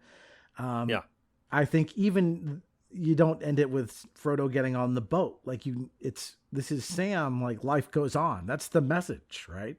Yeah. Yeah. I absolutely agree with you. Something that I notice, this is a weird sort of cultural thing, right? Like in a book, we have way more patience for anything that happens after the climax, right? The denouement or the falling action, there's a lot more that tends to get explained in books that way, and then you'll reach your final resolution. In films, that falling action section of the narrative arc tends to be really truncated, and it's kind of like, okay, let's ride the high of the victory, the climax, and that's the resolution. I don't think that's bad necessarily, but I mean, a 2-hour story in just like whatever random movie, I think, versus a 9-hour story across this trilogy, or, however many hundreds of pages all three of these books are, the falling action is absolutely merited. And I think that's why in the novel, like the scouring of the Shire actually does make sense, right? In part because, Lord of the Rings obviously is the masterclass, touchstone in fantasy world building. And Saruman and Wormtongue, they were still busy doing evil things. And Saruman knew that he could exploit the Shire, even if he had lost all of his other, his status as a white wizard. So that stuff really makes sense. It makes sense to cut the scouring of the Shire, obviously, for the movie. But if the story is really big, I mean, falling action is, I think, really necessary to provide enough closure and understanding of how these stories really end and what the consequences are of that climax actually taking place. It's interesting in video games. I also feel like, surprisingly, the falling action or denouement is also kind of truncated, which is shocking because you can spend like dozens or hundreds of hours in an open world game, but you kind of need that closure and you need to walk through the consequences of that climax, I think, in order to really feel how the story ends. Yeah. Well, here we are. We're at the end of all things for real now. We've done it. We've completed our journey of Frodovember. We've done The Hobbit, Fellowship, Two Towers, and now Return of the King. So at the end of this podcast, Jake, I usually always ask the person, why do you think it is that this thing endures? Why are people still nostalgic for this this property, this subject? Obviously, we're talking about a book that's been around since the 50s, and now the film is over 20 years old now. But like the love for this is very powerful. And, it's obvious that, look, they're going to give us 2 more movies in this franchise soon because they just can't let that go. We got those 2 Gollum movies coming. They gave us the War of the Rohirrim not that long ago. They keep going back to video. Like, this property will live on. But this movie, like, there's a reason it won 11 Academy Awards, and I think it's very special. But I want to give you the last word on what it is about the Return of the King, the climax of this this trilogy that will make it kind of live forever. I think, despite the fact that a lot of storytelling is postmodern and it has a lot of gray moral areas and highly complex characters, right? Stories that have been around for thousands of years, even. Like the hero's journey trope, I think it's memed to death. And I always want to tell people, like, the reason why we keep telling the hero's journey is because people like it. And it works really well for storytelling. That's why we've been using it for thousands of years across all different civilizations and cultures, right? And I just think that The Lord of the Rings is just simply one of the greatest hero's journey stories to happen in our, modern age and time. And so I think part of the reason why it lives on forever is because it does exceptionally well this type of story that humans have been drawn to for millennia. So I think that's probably like my primary reason for why I think that this story lives on and why people love it and why they cherish it so much. But also, I think it's extremely refreshing in this sort of era of postmodern storytelling to see a story where you see good triumph over evil. It's just really great to see good people who deserve the victory fight and win a victory from undeserving and evil people, and that is inspiring. It's super inspiring to see. I mean, we've talked obviously quite a lot about Aragorn because The Return of the King is about him. It's really his story. But all of these characters, and that's the other thing that I think is kind of mind-boggling about The Lord of the Rings, is that you start with a fellowship of 9. And if there, give and take a few of the characters to that 9, but we see how this story manages to create excellent characterization and just growth for all these characters. 9 of them. Like, that's really difficult to pull off, is to have people like have some sort of emotional attachment, but also to see the growth and love that these characters have. Obviously Boromir, he dies early on, and Gollum Smeagol's not one of the 9, but that's another character who has like exceptional characterization and storytelling through that person. It's just so incredible. I think it's a literary feat to have a story that actually accomplishes that with so many protagonists. Yeah. I was thinking about this, this film is so emotional. And because it is it's the climax they've been building to for 9.5 hours, right? Like an average movie is, so much shorter. You can't get to these heights sometimes without making this sort of investment. But I'm going to butcher this quote. I mentioned this quote from Roger Ebert before, and I know I have to paraphrase it, but he said something along the lines of, when you're younger, it's the sad scenes in the movies that make you cry. And when you're older, it's the acts of kindness. And like this movie is so much, this whole story is acts of incredible kindness in the face of impossible odds and, as Gimli says, certainty of death, right? There is no hope for all of these people, and yet they act anyway, right? Éowyn knows she'll never have Aragorn's love, but she's going to go out and kill the fucking Witch King for him anyway. She's the Frodo and Sam know they're never going to make it back from Mordor, but up the mountain they go, right? Like everybody has these stories where they are going to stand up and do what's right. And what's the name of Barack Obama's book? It was called The Audacity of Hope, right? Yeah, The Audacity That's almost of the Hope, better yeah. title for this, right? That's what this is. It's the audacity of hope. It's that, it's the one thing that Sauron can't count on. Like he can't grok the idea that people would come together, that there would be fellowship, right? Because this is all about people working together against him. He doesn't conceive that. Everything is about breaking people apart, crushing them down. And here it's like, we are all going to work together and rise up and, overcome this. And I find that so inspirational, when we live in dark times and confront hard things. Like it's so easy to despair and to be cynical. That's the trap. Yeah. That's the trap of the ring, which is like, oh, well, what are you going to do? And Tolkien's answer is something. Do something. Get up and fight.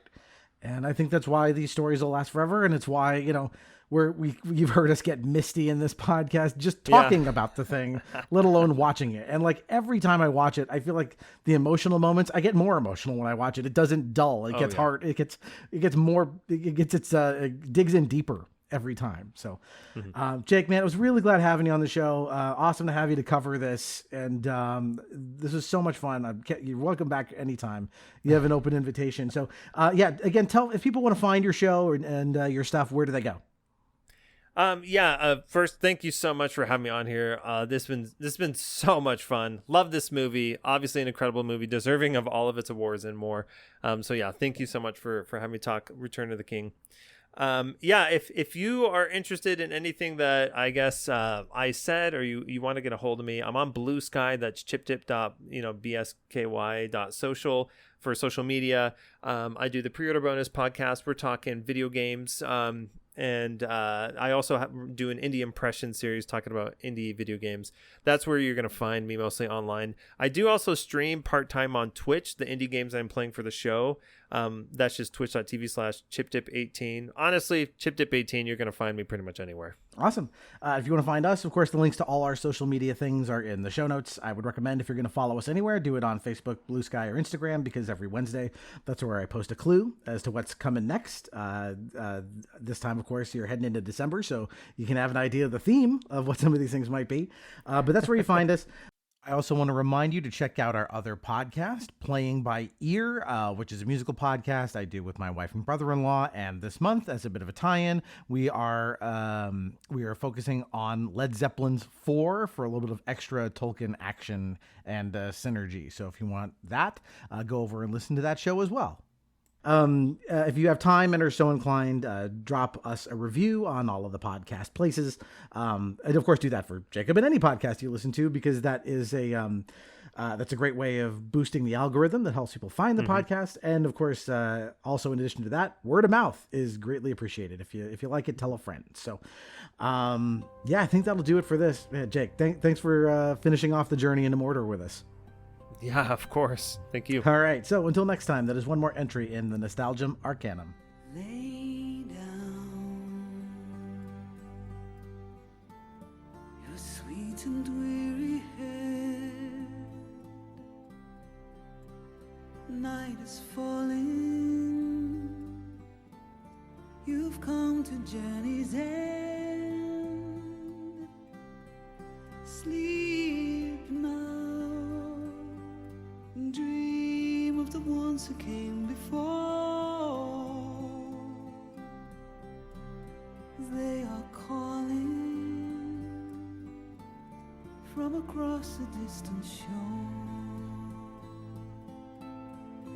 Why do you weep?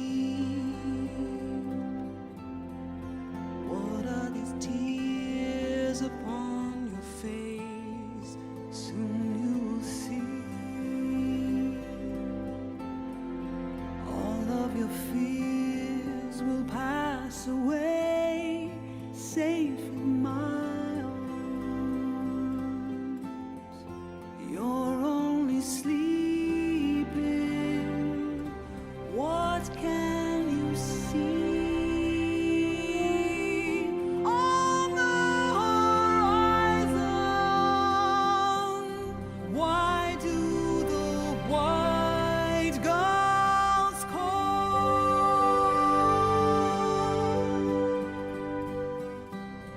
Across the sea, a pale moon rises. The ships have come to carry you home.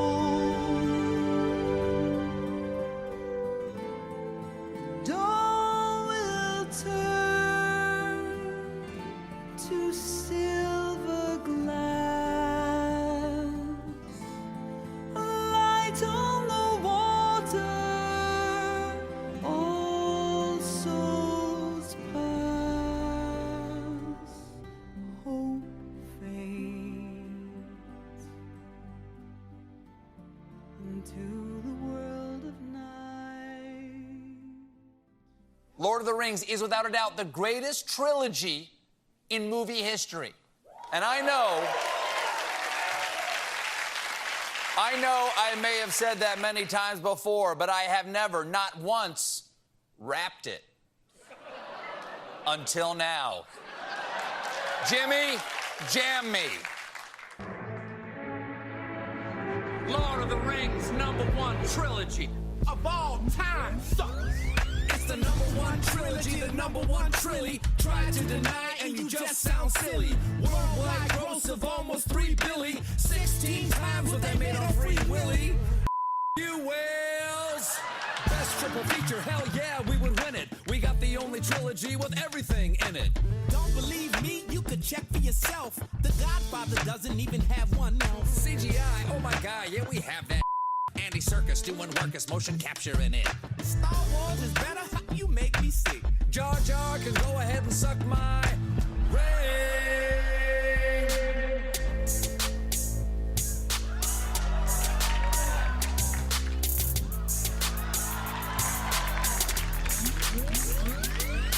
Lord of the Rings is the #1 trilogy. Ask Dom Monahan, or you can ask Billy. Sean Astin's here too? Why, that's actually silly. Will Elijah Wood join us? I don't know, Willie.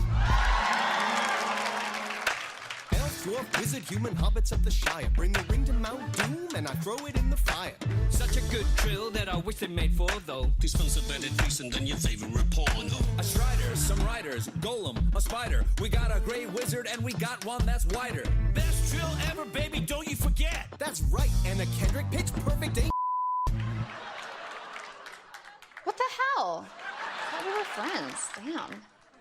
That's scary. He's hairy. All eagles in the airy. Remember when the 4 of us were Buckleberry Ferry? Plus we got dedication, yeah, Vigo knows. Dude lost a tooth and he broke 2 toes. #1 Trilly, head of the class. You think any different, you can kiss my ass. I ain't taking no questions, so you best not ask. Test me, mother, and you shall not pass.